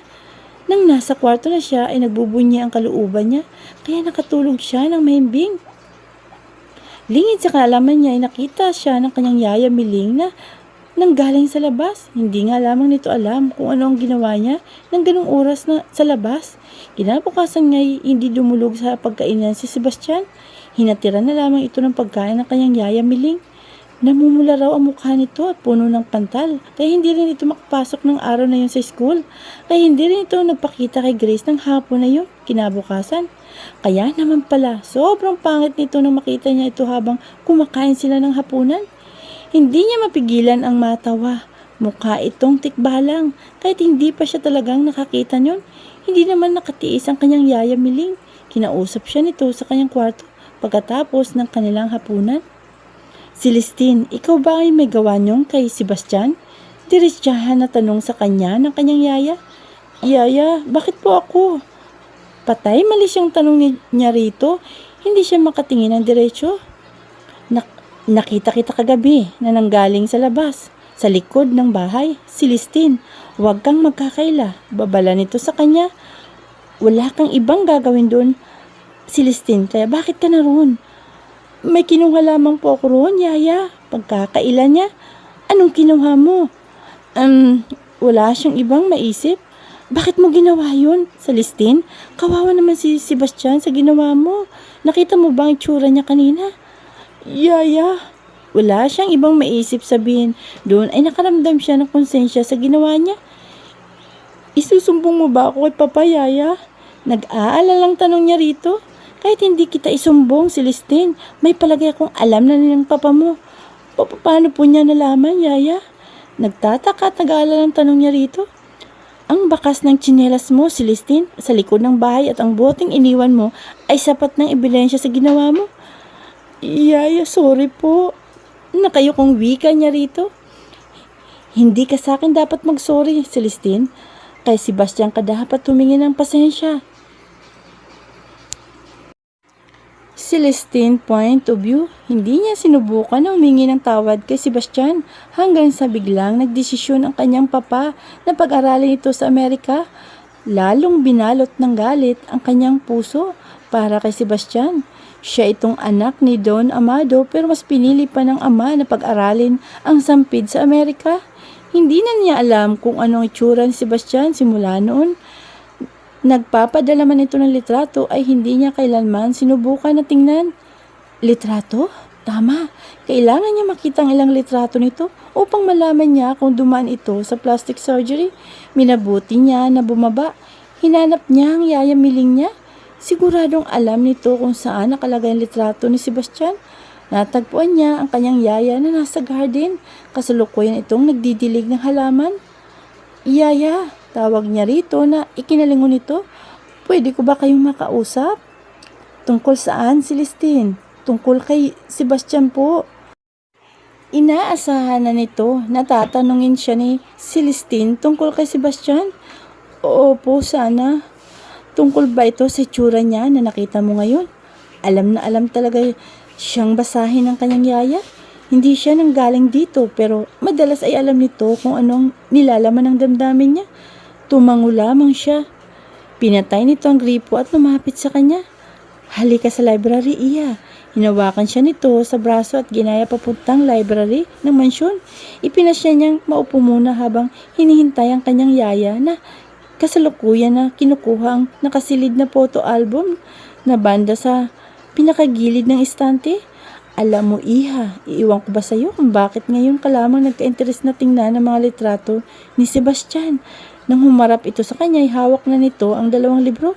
Hindi sa photo album nakalagay ang mga larawan ni Sebastian. Nagtataka man ay hindi na siya nagtangka pa na magtanong. Isa lang naman ang mahalaga sa kanya ngayon at yun ay ang malaman kung nagpa-plastic surgery ito. Inalapag nito sa mesa at ibinuklat ang isa. Ito, si Sebastian. Ito siya nung unang dating daw niya sa Amerika. Hayan, sa dormitoryo siya tumitira. Masayang kwento ni Yaya Miling sa kanya. Dormitoryo? Nagtatakang tanong niya sa kanyang yaya. Buong akala kasi niya ay tumira ito sa isang maranyang tahanan sa Amerika.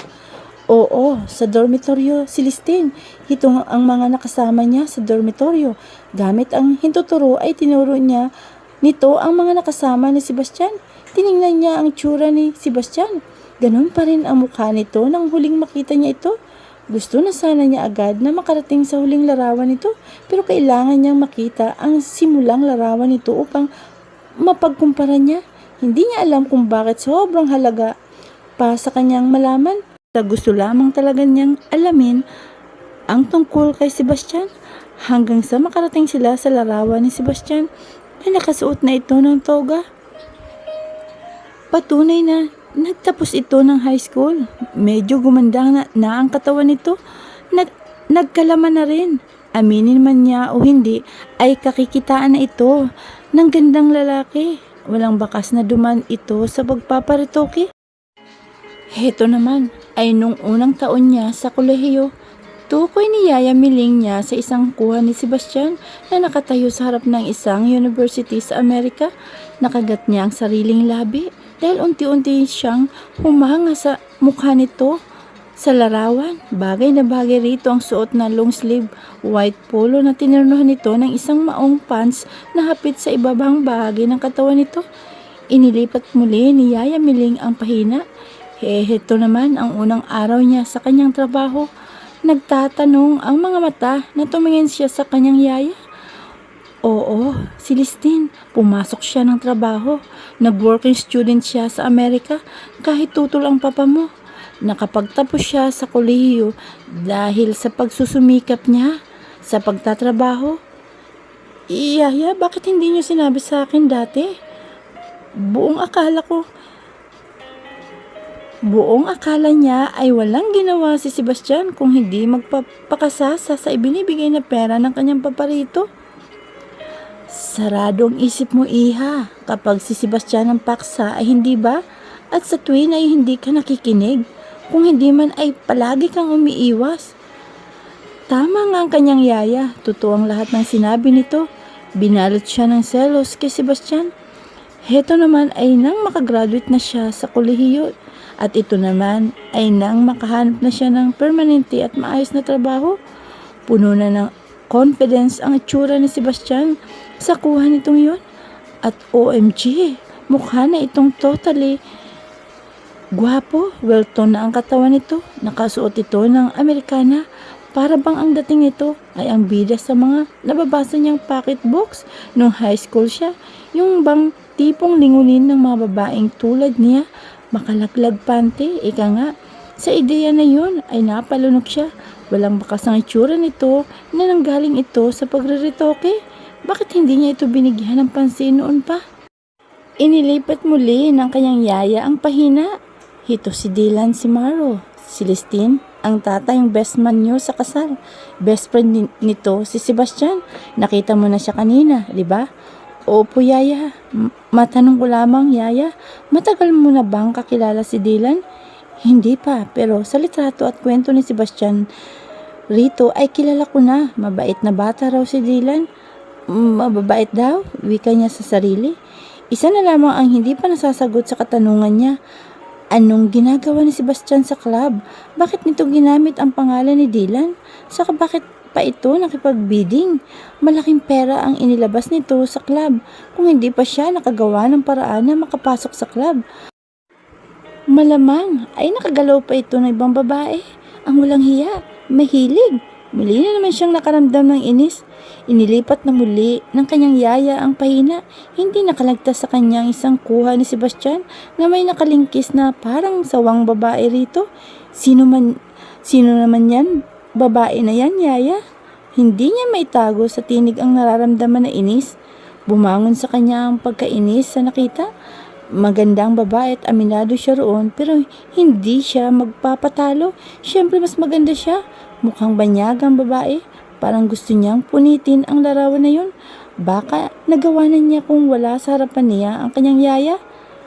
Ayon kay Sebastian ay girlfriend niya. Ano? Tamang narinig mo, Celestine. Nobya ito ni Sebastian. Teka, yaya, hanggang ngayon ba girlfriend niya yan? Tukoy niya sa babaeng mukhang sawa. Iyon lang ang hindi ko alam, iha. Hindi siguradong tugon nito sa kanya. Baka break na sila, yaya. Kasi kung hindi, bakit naman siya papayag na makasal kami? May kumpiyansa na wika niya. Sana nga, Celestine, umaasang wika nito muli sa kanya. Bakit ganyan ka magsalita, yaya? May hindi ka pa ba sinasabi sa akin? Wala naman, iha. Napahulokipip siya. Yaya, nagtatanong na ako ngayon ng tungkol kay Sebastian. Kaya sabihin mo na kung ano pang nalalaman mo sa babaeng kasama niya sa litrato. Yun lamang, Celestine, kung may nais ka pang malaman tungkol sa nakaraan ni Sebastian ay maaari ka nang magtanong sa kanya. Iha, hindi na lamang siya nakipagdiskusyon sa kanyang yaya. Kung sa bagay, bakit pa niya itatanong ito nga at ikakasal na sila sa isang araw? Kahit pa girlfriend pa rin ito, ang babae hindi na mahalaga. Ilang araw na lang at asawa na niya ito. Sa kanya lang si Sebastian. Sa kanya lang. Ewan kung bakit parang sa bandang huli ay nagiging possessive siya kay Sebastian. Galit siya rito pero pakiramdam niya ay hindi niya kakayanin kapag makita ito sa piling ng iba. Nang tumalikod sandali ang kanyang yaya ay mabilis niyang kinuha ang isang litrato ni Sebastian. Nang matapos sila sa pagtingin ng litrato sa library ay nagbalik na siya sa kanyang silid. Sige po, Yaya. Akit na po ako muna, ha. Paalam niya kay Aling Miling. Ibinalik lamang nito ang libro na may laman na litrato. Pagkatapos ay sabay na silang lumabas mula sa library. Siya ay nagtungo sa silid niya. Ang Yaya Miling naman niya ay nagtungo na sa kusina. Mika. Makalipas nga ang 2 oras ay siya naman pagdating ni Mika. Pinagbuksan siya ni Sarah ng gate. Pagpakapasok niya ay agad siyang nagpasalamat kay Sarah. Tinanong niya kung nasang banda si Celestine sa mansyon ng mga ito. Nasa silid pala nito ang kaibigan. Ayaw kasi niyang manghula at maghanap kung nasaan ito. Sa laki ng mansyon ng mga ito ay baka manakit pa ang paa niya. Ipinarada niya ang kanyang kotse sa tabi ng isang Montero sport model na sasakyan. At kanina naman kaya ang sasakyan na ito? Wika niya sa kanyang sarili. Kinuha niya ang kanyang traveling bag at binitbit. Ipinasya na niyang dumiretso sa loob. Nakasalubong niya si Yaya Miling sa pasilyo. Hello, Yaya Miling. Nakangiting bati niya rito. Kumusta ka, Mika? Naroon sa kwarto si Celestine. Okay naman po, Yaya. Maganda pa rin.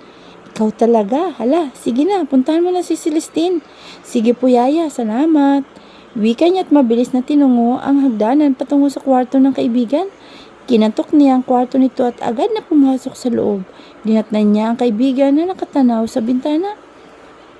Anong nangyari, Best? Hindi ako makapaniwala, Best. Si Mr. Simaro at si Sebastian ay iisa. Totoo ba talaga yan? OMG, Best. Nailagay ni Mika ang palad sa kanyang bibig. Hindi ito makapaniwala.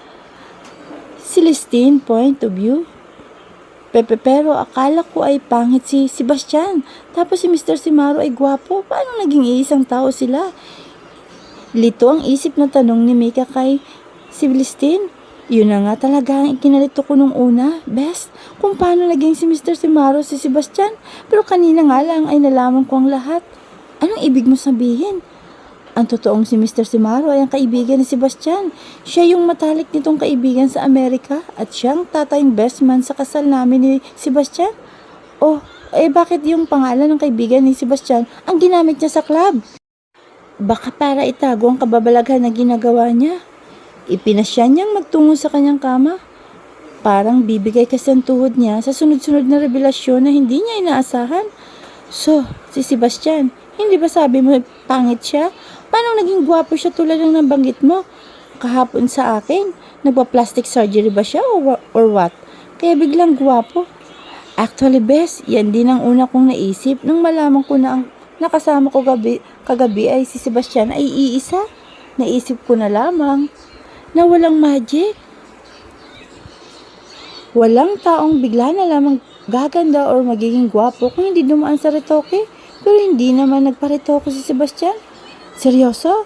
Hindi malaman ni Mika kung anong iisipin. Walang retoke pero biglang gwapo? Paano nangyari yun? Hindi pala siya biglang gwapo, Bes. Noong pa man ay palay talagang may tsura na siya. Hindi ko lamang siguro talaga siya na pagtuunan ng pansin dahil nagalit ako sa kanya. Itinatak ko sa isip ko na pangit siya. Kanina, sa sobrang pagkabigla ko sa itsura ni Sebastian, ay hinanap ko kay Yaya Miling ang mga litrato ni Sebastian na ipinadala nito mula Amerika para malaman kung naging buhay niya sa Amerika. Bigla kang naging interesado sa buhay ni Sebastian, ano? Ganun ba? Tumatangaw-tangong tanong ni Mika sa kanya. Mistula itong tila investigador ngayon at siya ang suspect. At animoy ipinapaamin siya sa mga alam niya tungkol sa isang krimen. Oo, pag-amin niya. Hindi ko kasi kalaman na binigyan ng interest na makita ang mga litrato niya dati. Napakatango ko, no? Hindi naman, Best. Ingot lang. Nang aasar na wika ng kaibigan sa kanya. Pareho lamang kasi ang ibig sabihin ng tanga at ingot. Pwede ba magseryoso ko nga? Hinampas niya ng una ng kaibigan. Makinig ka muna sa akin. Aray, Best ha, huwag mo akong idadamay sa galit mo. Hindi ka kasi nakikinig eh. Nagmamatol na wika niya sa kaibigan. Anong hindi nakikinig eh? Ito nga, pinapakinggan kita ngayon. Sige na, ituloy mo ng kwento mo. At yun na nga, nandun lahat ng litrato ni Sebastian. Makikita mo roon ang ilang summary na nangyari sa buhay niya. Makikita roon na walang ipinagawa si Sebastian sa mukha niya. Original lahat. As in, walang pirata. Kumusta naman ang damdamin mo ngayon na nalaman mo na ang inaakala mong pangit ay gwapo pala? Sa totoo lamang, best, hindi ko alam. Anong hindi mo alam? Hindi ba sinabi mo kagabi na nanghihinayang ka na hindi mo kagad nakilala si Mr. Simaro na si Sebastian rin pala? Oo nga, kaso nga'y hindi ko alam. Halo-halong nararamdaman ko ngayon, best. May galit, may panghihinayang, ewan. Saka, naisip ko na hindi ko talaga kailanman nakilala ang totoong Sebastian noon. Mayroon ka pang sinasabing hindi mo alam ang nararamdaman mo. Halata mo naman na gusto mo na si Sebastian. Aminin mo na in-love ka na. Sa kinaiinisan mo. Hindi mo matanggap na ang matagal mo ng kinainisan ay mahal mo na ngayon. Siguro nga, best, pag-amin niya sa kaibigan. OMG, parang movie lang. Naiintriga tuloy ako kung anong klaseng itsura mayroon niyang si Sebastian at sa isang iglap ay nagkakaganyan ka. Gwapo nga siya, walang gatol na wika niya. Napakabilis mo namang na-inlove kay Sebastian eh. Kanina mo lamang siya tiningnan talaga. Bago ko pa nalaman na siya si Sebastian ay minahal ko siya bilang si Mr. Simaro. Remember? Kaso nga hindi siya si Mr. Simaro. Best, siya ang kinainisan mong si Sebastian. Paalala nito sa kaibigan. Alam ko, pero best, hindi ko ma-explain ang nararamdaman ko. Ngayon, mahal ko na si Mr. Simaro. Kagabi, halos hilingin ko nga na sana ay nagkakilala kami agad at sana siya ang makatuluyan ko. Ngayon, nalaman ko na iisi lang si Sebastian at si Mr. Simaro. Hindi ba't dapat akong maging masaya? Well, mukha ka namang masaya eh. Tinamaan ka nga lang na magaling.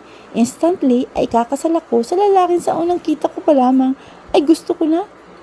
Mali kaya riyan sa sinasabi mo, best.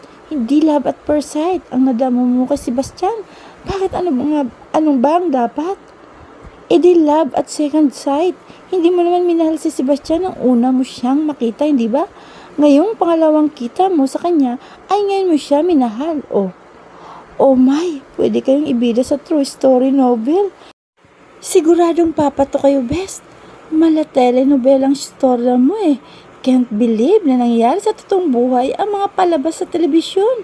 Wika nito at nagtungo ito sa bintana. Problema ko ngayon ay kung kaya ko ba siyang tagalan kapag pinagsinungalingan niya ako. Bakit mo naman nasabi yan? Sabi ni Papa is sasaglitin lamang ni Sebastian ang kasal. Kailangan din itong bumalik mula sa Amerika dahil mayroon pa itong dapat tapusin.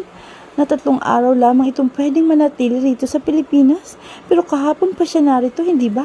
At who knows kung ilang araw na pala siyang nandito at nasa Laguna lamang. Teka, ano naman ngayon kung ilang araw na ito sa Pilipinas? Nagtatakang tanong ni Mika sa kanya. Sinungaling siya. Sabi niya 3 araw lang siya sa Pilipinas. Ibig sabihin ay dapat sana'y ngayon lamang siya mananatili hanggang sa pagkatapos ng kasal. Pero ano, kahapon pa siya narito? Wow, best! Gets ko na! Nagpipigil na matawa na wika ni Mika. Grabe! Hindi na ako magugulat kapag nalaman ko na isa ka ng possessive wife in town pagkatapos ng kasal nyo. Tuluyan ang humalagpos ang tawang kanina pa pinipigil ni Mika. Huwag kang magtatawa ng magtatawa riyan. Baka bukas o makalawa mas malala ka pa sa akin. Naiinis na wika niya sa kaibigan. Ito naman galit agad. Pero ito, isipin mo ha, kung tinupad ni Sebastian ang sinabi niya sa inyo ng papa mo na 3 araw lamang talaga siya sa Pilipinas, sa tingin mo ba ay siyang nakasama mo kagabi? Oo nga no, pipingwi ka niya rito. Napaisip siya sa isang banday, nakabuti ang pagsisinungaling ni Sebastian. Grabe, kung sakali pala ay pagsisisihan niya ang ginawa niyang hakbang para makaganti lamang kay Sebastian. Pero kung hindi naman siya nagplano na magtungo roon ay baka ibang babae ang nakuha nito roon. O di kaya naman ay ang totoong si Angela. Parang hindi niya kayang isipin na may iba pa na makaka-make love si Sebastian o makakaniig maliban sa kanya. Dapat siya lang. Napansin ko lang. Parang nakatakdang lahat ng nangyari sa inyo ni Sebastian, best. Biruin mo, ay niligtas ka ni Sebastian sa tiyak mong katangahan. Ha? Anong katangahan ko na naman? Aba, kung nagkataon na hindi nakipag-bidding si Sebastian kagabi, malamang sa ibang member ka ng club na punta at posibleng nabuntis. Sinuswerte ka pa nga at nagtungo siya roon. Oo nga naisip ko nga rin. Ngayon, uulitin ko ang isang tanong sa iyo ha. Mahal mo na ba talaga si Sebastian? Parang hindi siguradong tugon niya. Hindi ka naman sigurado. Sabi mo kanina, mahal mo na. Napakagulo mong kausap, best. Maluloka ako sa'yo. Bakit mo ba itinatanong sa akin agad yan? Kasi kung mahal mo na si Sebastian, ibig sabihin, hindi ka na maghihiganti sa kanya. Oo, mahal ko na siguro siya. Ewan, lahat ng galit ko ay biglang nawala eh. Nahihiyang pag-aamin niya sa kaibigan. Pwes, kailangan mong solusyonan ang ginawa nating plano na magpabuntis ka sa iba. Paano kung mabubuntis sa iba eh? Hindi nga ba sa swerteng siya ang nasamahan ko? Naroon na ako, kaso nga, hindi ba sabi mo pagkatapos ng kasal ay ibabalik muli siya sa Amerika? Oo nga, sabi ko nga. Pwes, kailangan mong siguraduhin na may mangyayari sa inyo pagkatapos ng kasal. Huwag mong hayaan na umalis si Sebastian papuntang Amerika na walang nangyayari sa inyo. Lalo pat sinabi mo na hindi mo alam kung kailan siya babalik. Bakit? Siyempre para hindi ka na magka-problema, hindi ba? Kapag walang nangyari sa inyo pagkatapos ng kasal at hindi siya agad nakabalik pagkatapos ay nabuntis ka, anong sasabihin mo sa kanya? Na siya ang ama ng batang dinadala mo? Dahil ikaw si Angela? Anong sasagot mo, best? Kapag tinanong ka niya kung anong ginagawa mo ron sa club at nagpanggap ka na Angela, na naroon ka sana para magpabuntis sa iba upang makapaghiganti sa kanya. At swerte naman na sa kanya ka bumagsak. Oo nga no, sang-ayon nga sa sinabi nito. Tama nga kaibigan, magaling ka talaga no. Siyempre ako pa. Nagmamalaking sabi nito. Hindi bali, gagawa ko ng paraan para may mangyari sa amin, best. Buo ang loob na wika niya sa kaibigan. Siguraduhin mo, best. Oo, sisiguraduhin ko talaga at mahirap na. Baka mabuko. Wika pa niya, kaya lamang ay kitang-kita niya sa kaibigan na todo ang pagpipigil ito na tumawa. Ano na naman yan, best? Gunot ang noong tanong niya sa kaibigan. Ikaw kasi sobrang nakakatawa ka. Biruin mo. Dati ayaw na ayaw mo si Sebastian. Sagad hanggang buto ang pagkamuhi mo sa kanya.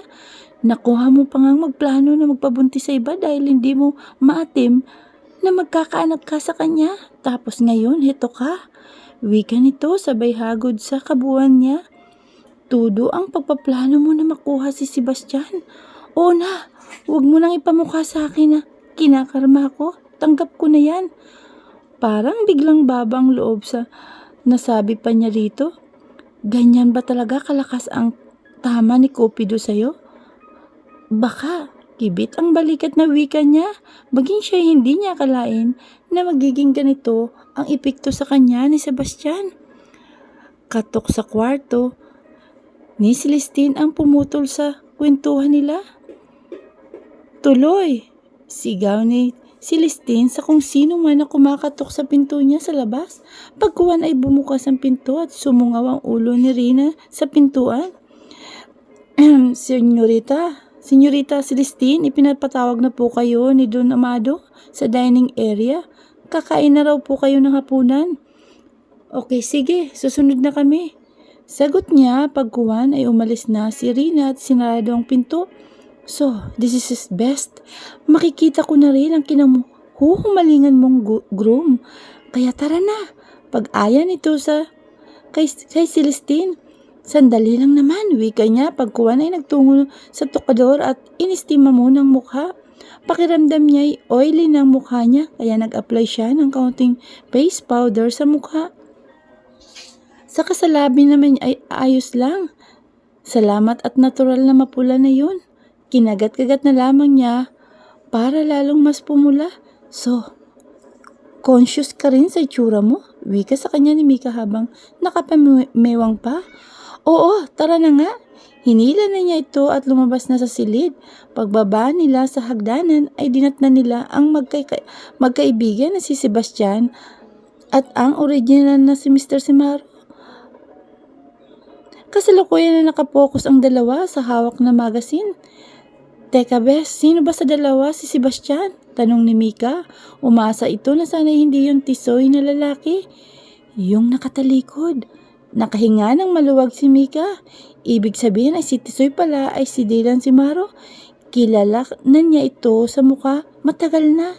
Hindi lamang niya kilala sa pangalan. Lalong nadagdagan na nitong si Dylan Simaro pala ito.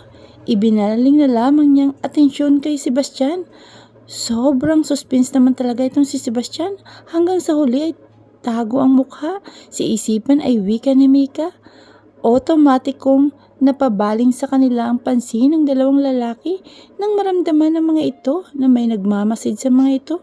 Lumingon ang nakatalikod na si Sebastian at sinundan ang bahaging tinitingnan ni Dylan. Pagkuhan ay ibinalik ang pansin sa binabasang magasin. Samantalang si Dylan naman ay nananatili ang paningin na kasama ni Celestina si Mika. Hindi nito napigilan na mapawaw ng lihim. Akalain mo, maganda palang kaibigan ni Celestine. Malas nga lamang at hindi siya pinansin nito. Katulad ni Celestine, ay kay Sebastian rin ito nakapokus. Tumikhim si Dylan at tumayo. Tumingin lamang si Sebastian rito at ibinalik din ang pansin sa magasin. Sa loob-loob ni Sebastian ay siguradong may balak na naman. Nadumiskarte ang kaibigan sa kasama ni Celestine. Napailing na lamang si Sebastian. Hindi nito ibig na ipahiya ang kaibigan. Celestine, wika ni Dylan. Kay Celestine, pero ang matay nakatingin sa babaeng nasa likuran nito. Nakasalukuyan naman na nakatingin at curious na makita ang itsura ng kaibigan ni Sebastian. Pagkuhan ay ibinaling ni Tin ang paningin kay Dylan. Oh, Dylan, right? Pasosyal ang tinig na wika ni Celestine kay Dylan. Yes, Celestine. Baka naman pwede mo akong ipakilala sa kasama mo. Nakangiting wika nito sa dalaga. Of course, best. Tinampal niya ito sa braso dahil tila na stuck ng paningin nito kay Sebastian. Oh, best. Bakit? Maging si Mika hindi nakaiwas sa kamandag ni Sebastian. Nang lingunin kasi sila ni Sebastian ay na-amaze rin ito. Si Sebastian kasi ang tipo ng lalaki na kapag tumingin sa'yo ay hihilingin mo na sana ay lingunin ka ulit. Pero sa malas ay hindi na ito lumingon. Siguro ay dahil sa kaibigan niyang si Celestine. Baka dahil hindi ito komportable na makita ang alam nitong namumuhi rito na kaibigan. Inakbayan ni Celestine ang kaibigan. Si Dylan Simaro nga pala. Automatic kung umasim naman ang mukha ni Mika kay Dylan. Hindi ito akalain na ito pala si Dylan Simaro. Naiinis ang dalaga sa ngiti ni Dylan kahit gwapo rin ito. Tisoy itong may tuturing. Medyo pangahal na mukha at mukhang hindi gagawa ng mabuti. Ramdam ni Mika sa tabas ng mukha nito na babaero ito. Hindi na nakapagtataka dahil member ito sa Wallflower Club. Bagay itong napatras nang makita ang pag-asim ng mukha ni Mika. Napangisi naman si Mika dahil dun. Something wrong? Punot ang noo na tanong nito kay Celestine pero mas nakabaling kay Mika ang paningin nito. Wala. Mataray na sagot ni Mika kay Dylan. Bakit? May dapat bang problemahin? Ewan ni Mika pero naramdaman na lamang niya na naiinis siya sa lumapit na si Dylan. Wow! Napabuga na sa hangin na wika ni Dylan. Hindi nito inaasahan na itatrato siya ng babae ng ganun-ganun na lamang. Napakamot ito sa ulo. Gusto ko lang naman na makipagkilala sa iyo. Okay. Ako kaya. Sa palagay mo, gusto kitang makilala? Sarkastikong sagot ni Mika kay Dylan. Amused na tiningnan ni Dylan si Mika. Pakiramdam nito ay may galit ito sa kanya. Hindi nga lamang niya alam kung bakit ito nagagalit sa kanya. Gayong ngayon lamang sila nagkita. Samantala ay natulala si Celestine sa kaibigan. Hindi niya inaasahan ang iginawin nito sa harap ng kaibigan ni Sebastian. Habang si Sebastian ay nanatiling kunwari ay walang pakialam sa nangyari. Ipinasya na lamang nito na makiramdam sa usapan ng mga ito. Pero pinanatili pa rin ito ang pagkakaupo. Teka best, anong nangyayari sa'yo? Tanong niya kay Mika nang makabawi sa pagkabigla. Magkakilala ba kayo? Salitaan niya ng tingnan ng kaibigan at si Dylan. Ano? Mahina ngunit marina tanong niya sa kaibigan. Doon pa lamang nahimasmasan si Mika. Nakalimutan pala nito na wala palang alam si Celestine na kilala nito sa mukha si Dylan. Nako, hindi best. Kunwari ay natatawang wika niya sa kaibigan kahit inis na siya dahil lalo pang lumapit si Dylan sa kanya. Sa isang iglap ay nasa tabi na niya ito. Ngayon ko nga lang nakita ang mukhang labanos na ito eh. Kinurot niya sa pisngi si Dylan sa inis. Nakuha pa kasi siyang dikitan. Feeling close, bagamat ngumingiti ito ay nakita ni Mika na naiinis ito nang tawagin ito. Nalabanos si Dylan kaya naman nagbunyi ang kalooban niya. Hindi ko nga rin kilala tong mukhang kamatis mong kaibigan ng asar na wika ni Dylan. Pagkatapos ay masyado pang matalim at matalas ang dila. Kahit na naghaganda nito kay Mika ay hindi ito matanggap na tinawag siyang ng kaibigan ni Celestine na labanos. Sa unang pagkakataon ay may nang ahas na buwesitin siya. How dare you! Tangkasanang sasampalin ito ni Mika pero mabilis na nahawakan ni Dylan ang kamay ng kaibigan. Yes girl, sagot ni Dylan sa kanya pagkuhan ay naglakbay ang isang hintuturo nito sa labi ni Mika habang si Celestine ay nahiwagaan sa takbo ng pangyayari sa kaibigan at kay Dylan. How dare me talaga, kapag hindi ka tumigil, malalaman mo talaga kung gaano ka kader. Nakangising wika pa ni Dylan kay Mika, kaya kung ako sa'yo, huwag mong babalakin na sampalin ako. Pwes, bitawan mong kamay ko, sumusukong wika ni Mika kay Dylan. Huwag muna, nakakalokong wika ni Dylan at pagkuway, hindi pa tayo formal na magkakilala, hindi ba? Ako si Dylan si Maro, kaibigan ko si Basti, proud na wika ni Dylan. Ikaw, sino ka? Kaibigan ko siya, Dylan. Singit ni Celestine, siya si Mika. Taas ang noon na tumingin si Mika kay Dylan. Okay, nice name. Binitawan na nito ang kamay ni Mika. Pagkuhan ay bumalik na ulit si Dylan sa pagkakaupo. Nag-isip-isip ito habang lumapit naman si Celestine kay Sebastian. Sebastian, nagtaas naman ito ng paningin kay Celestine. Kaibigan ko nga pala si Mika, nakangiting wig. Pakilala ni Celestine sa kaibigan kay Sebastian. Napilitan na tumayo naman si Sebastian at naglahad ng kamay kay Mika. Nice meeting you, Mika. By the way, I'm Sebastian Valencia, nakangiting pakilala nito kay Mika. Masaya naman na inabot ni Mika ang kamay ni Sebastian. Nice meeting you, Sebastian. Hindi napigilan ni Mika na mapangiti ng matamis. Hindi mawari ni Mika pero kinikilig siya kay Sebastian. Super hunk ito para sa kanya. Ganito kasi ang mga tipo niyang lalaki. Nawala sa isip nitong ito palang groom ng kaibigan na si Celestine. Nakaramdam naman ng inis si Celestine kay Mika. Halata kasi niya na parang nagpapapansin ito kay Sebastian. At malagkit ang masyado ang tingin nito kay Sebastian, kaya kinalas niya ang pagkakahawak ng kamay ng kaibigan kay Sebastian. Best, okay na, marina wika niya sa kaibigan. Celestine point of view. Oh, yeah, maarting wika ni Mika kay Celestine. Gusto niyang maupo. Tanong ni Sebastian. Yes naman, tara, maupo tayo, Celestine. Wika ni Mika sa kanya. Hinilang nito ang isang kamay niya. Pagkuhan ay tabi silang naupo sa sofa set. Kay Sebastian lamang ito nakatingin. Napansin niya kanina na may pinanggagalingan ang trato nito kay Dylan. Hindi pa nga lang niya alam kung ano. So, kumusta naman sa New York, Sebastian? Malanding tanong ni Mika kay Sebastian. Hindi niya maintindihan ang ikinikilos ni Mika, kaya pinandilatan niya ito, ngunit hindi man lamang siya nito pinansin.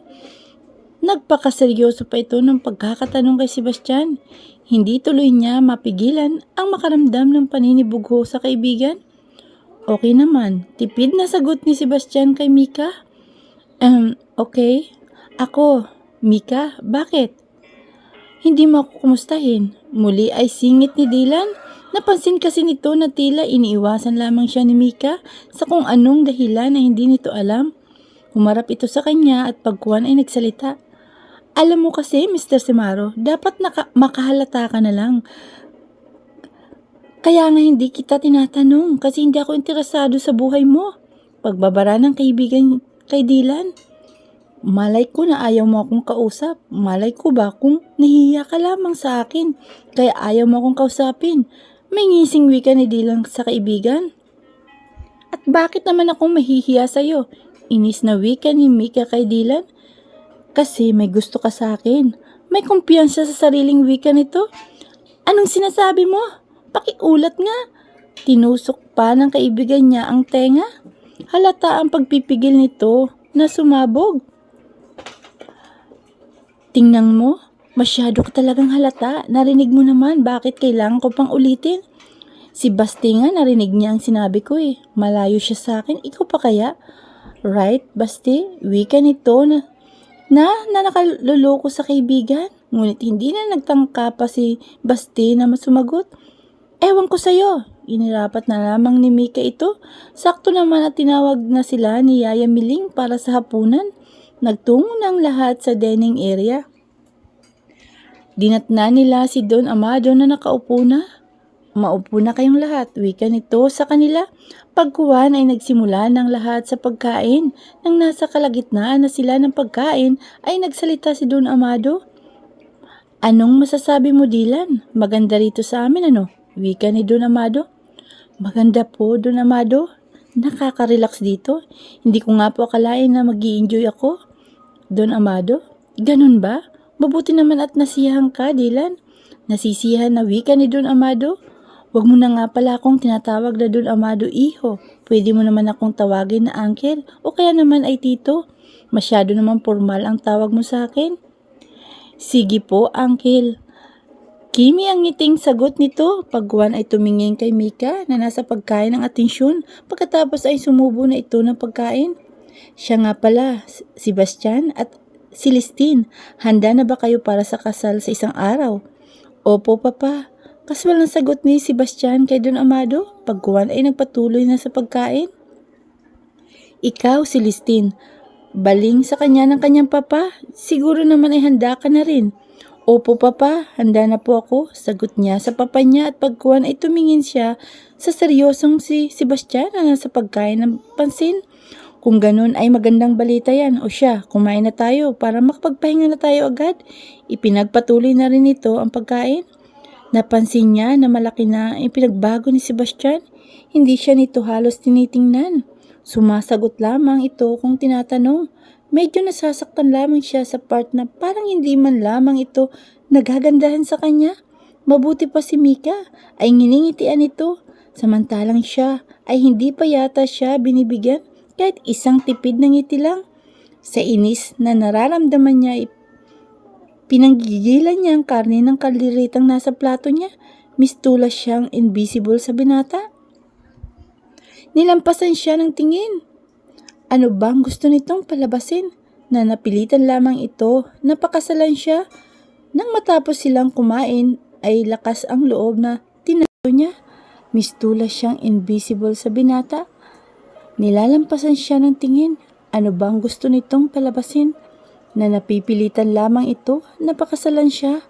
Nang matapos silang kumain, ay lakas ang loob na tinawag niya si Sebastian na kasalukuyan na magtutungo sa silid nito kasama si Dylan. Sebastian, pwede ba kitang makausap? Tanong niya habang nasa tabi niya si Mika. Humarap si Sebastian sa kanya. Tungkol saan? Kunot ang noo na tanong nito sa kanya sa baritonong boses.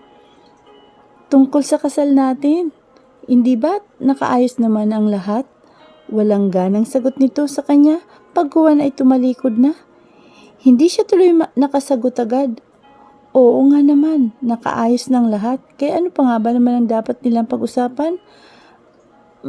May itatanong lang ako sa iyo, pwede ba? Go ahead. Pwedeng tayong dalawa lang? Wika niya kay Sebastian.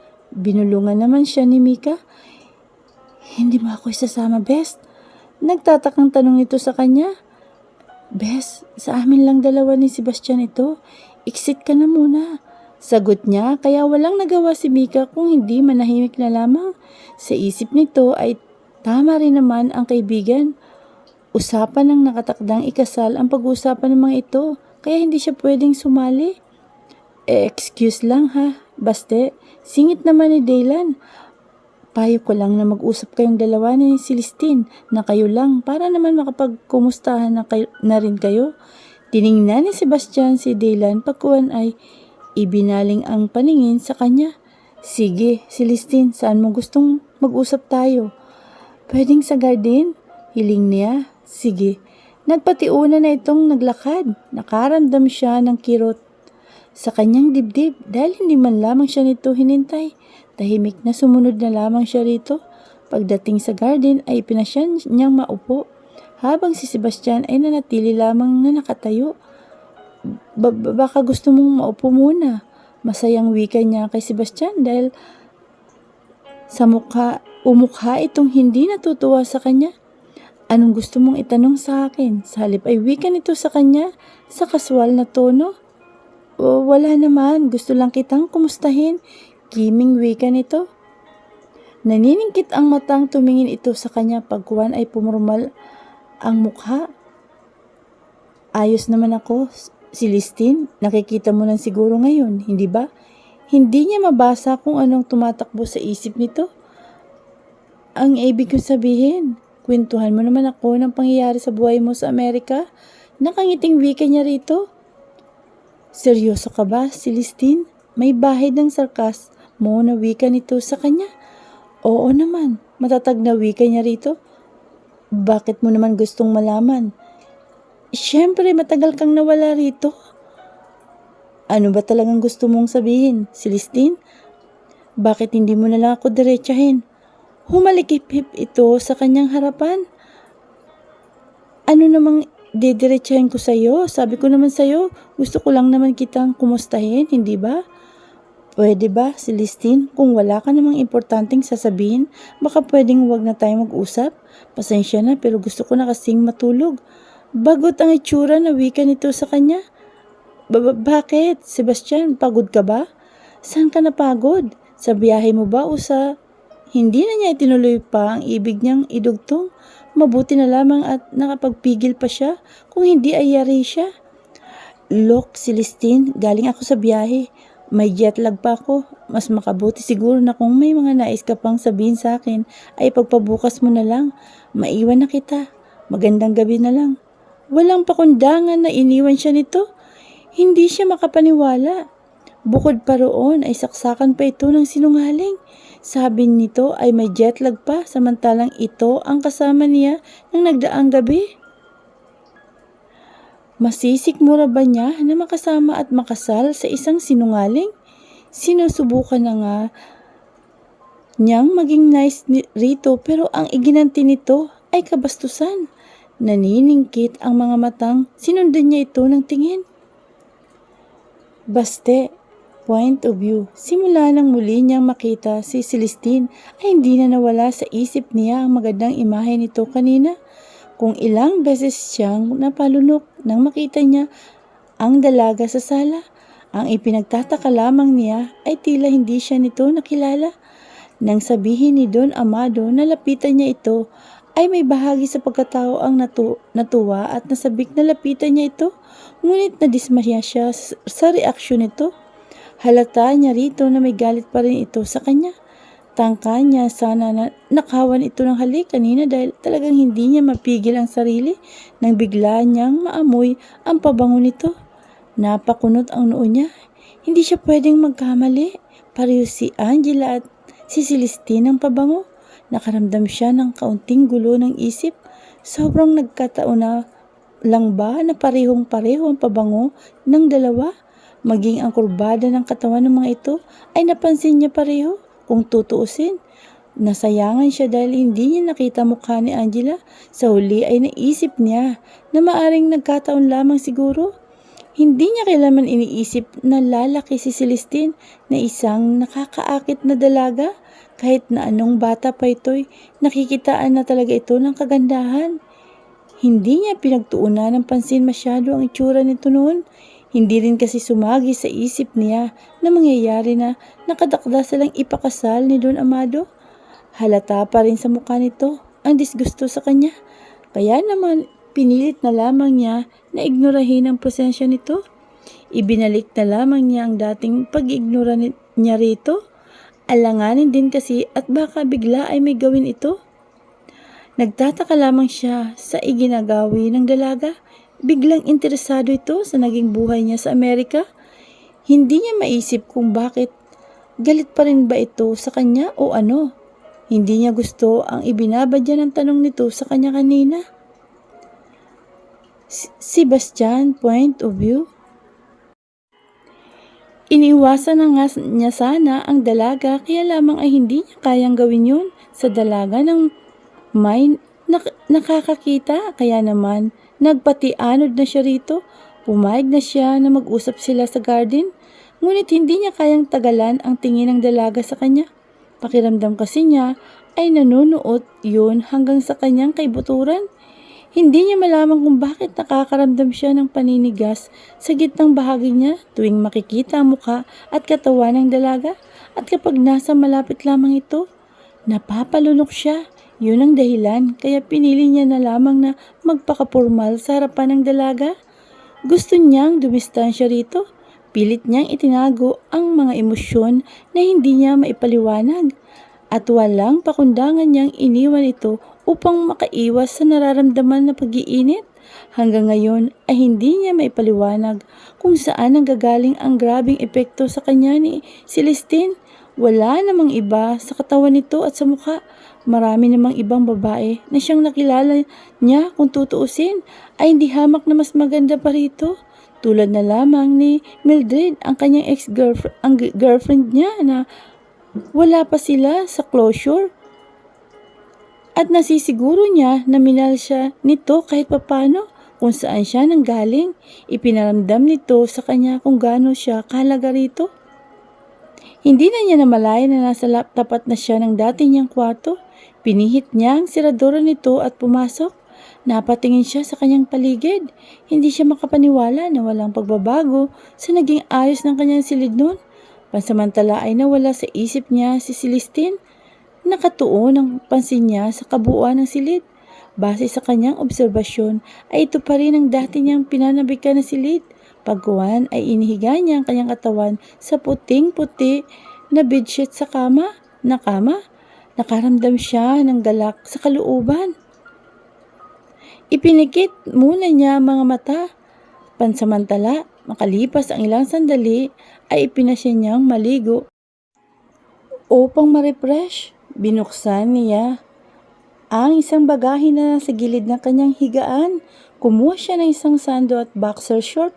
Nang takang tatayo na ay naalala niya ang isa pang bagahe niya na naglalaman naman ng pasalubong.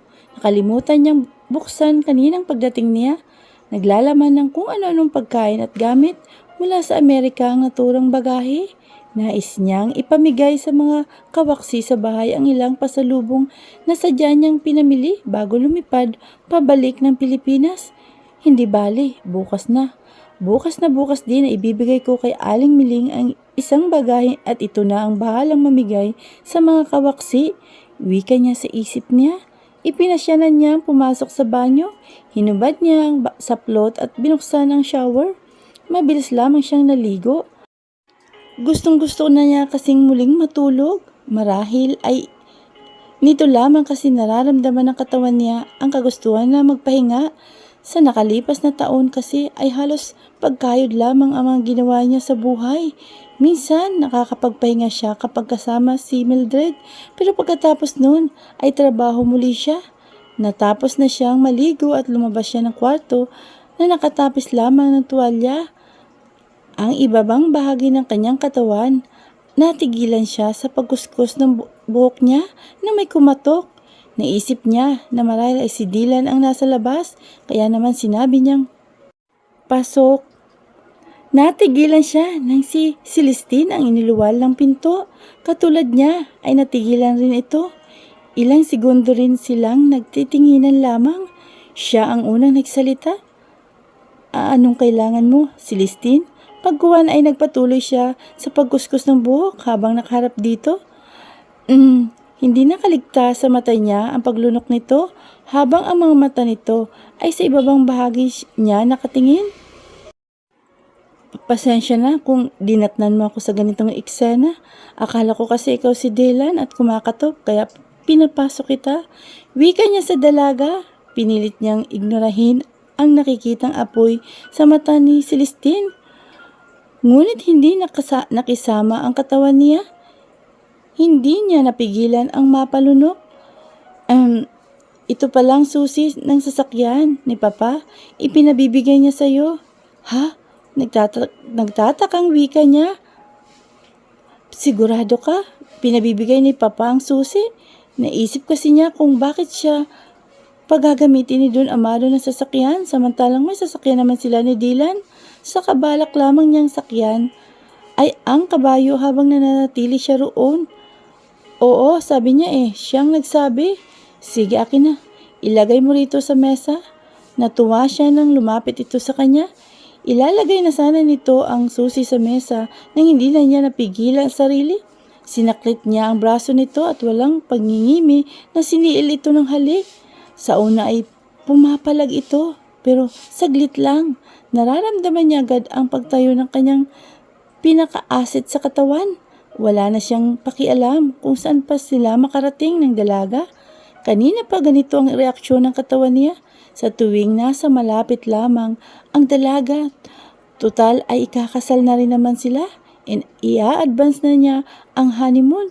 Kasalanan naman nito, lapit na kasi ng lapit sa kanya. Sinimulan na niyang pagapangin ang kamay sa katawan nito na mabilis lamang niyang nagawa. Sa isang iglap ay nasa likod na ni Celestine ang kamay niya. Tangka na niya sanang alisin ang pagkakahok ng bra nito nang biglang bumukas ang pinto. Iniluwa nito si Dylan na nakasyak o nasyak sa nabungaran. Automatikong napahinto silang dalawa sa paghalikan. Napapahiyang kumala si Celestine kay Sebastian. Sorry, dali-dali na isinara ni Dylan ang pinto. Sa sobrang pagkapahiya naman ay mabilis na lumabas ng pintuan si Celestine. Nadaanan nito sa hallway si Dylan na apologetic ang mukha. Hindi nito pinansin ang binata at dumiretso na sa kanyang silid. Si Dylan naman ay pumasok na muli sa silid ni Sebastian. I'm sorry pare, hingi nito sa kanyang paumaynin pero hindi mukhang sincere. Wrong timing ako, hindi ko alam na may balak na kayong i-advance ang honeymoon nyo. Nakangising wika nito sa kanya. Gago ka talaga pare, nabitin ako. Iiling-iling na wika niya sa kaibigan.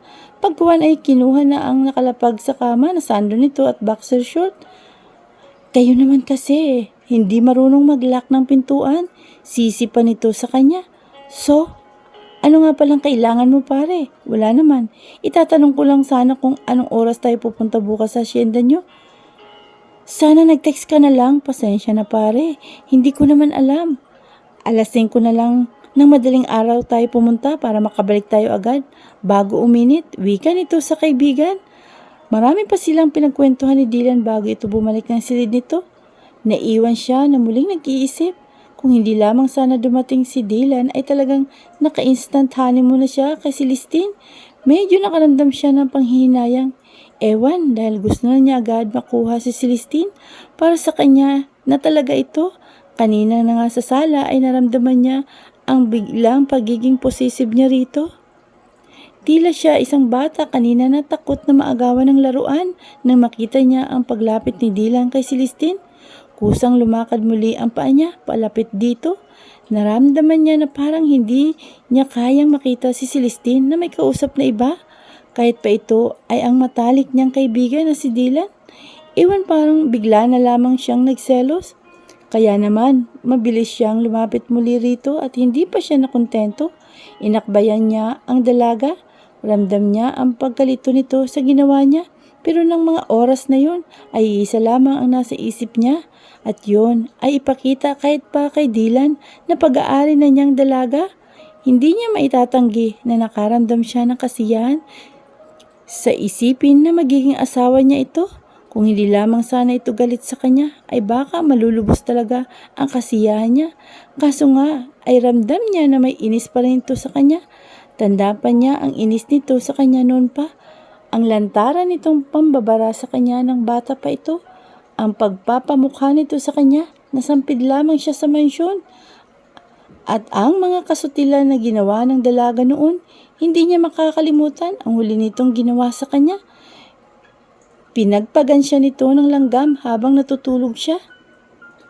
Nakaramdam siya ng awa sa sarili nang makita sa salamin ang iniwan na pinsala sa kanyang mukha hanggang sa liig, dulot ng mga kagat ng langgam sa kanyang mukha. Pakiramdam niya noon ay kahit ano pang gawin ng kahit sino ay wala siyang karapatan na tumanggi o umiwas. Pakiramdam niya ay ang pagtanggap lamang ang dapat niyang gawin.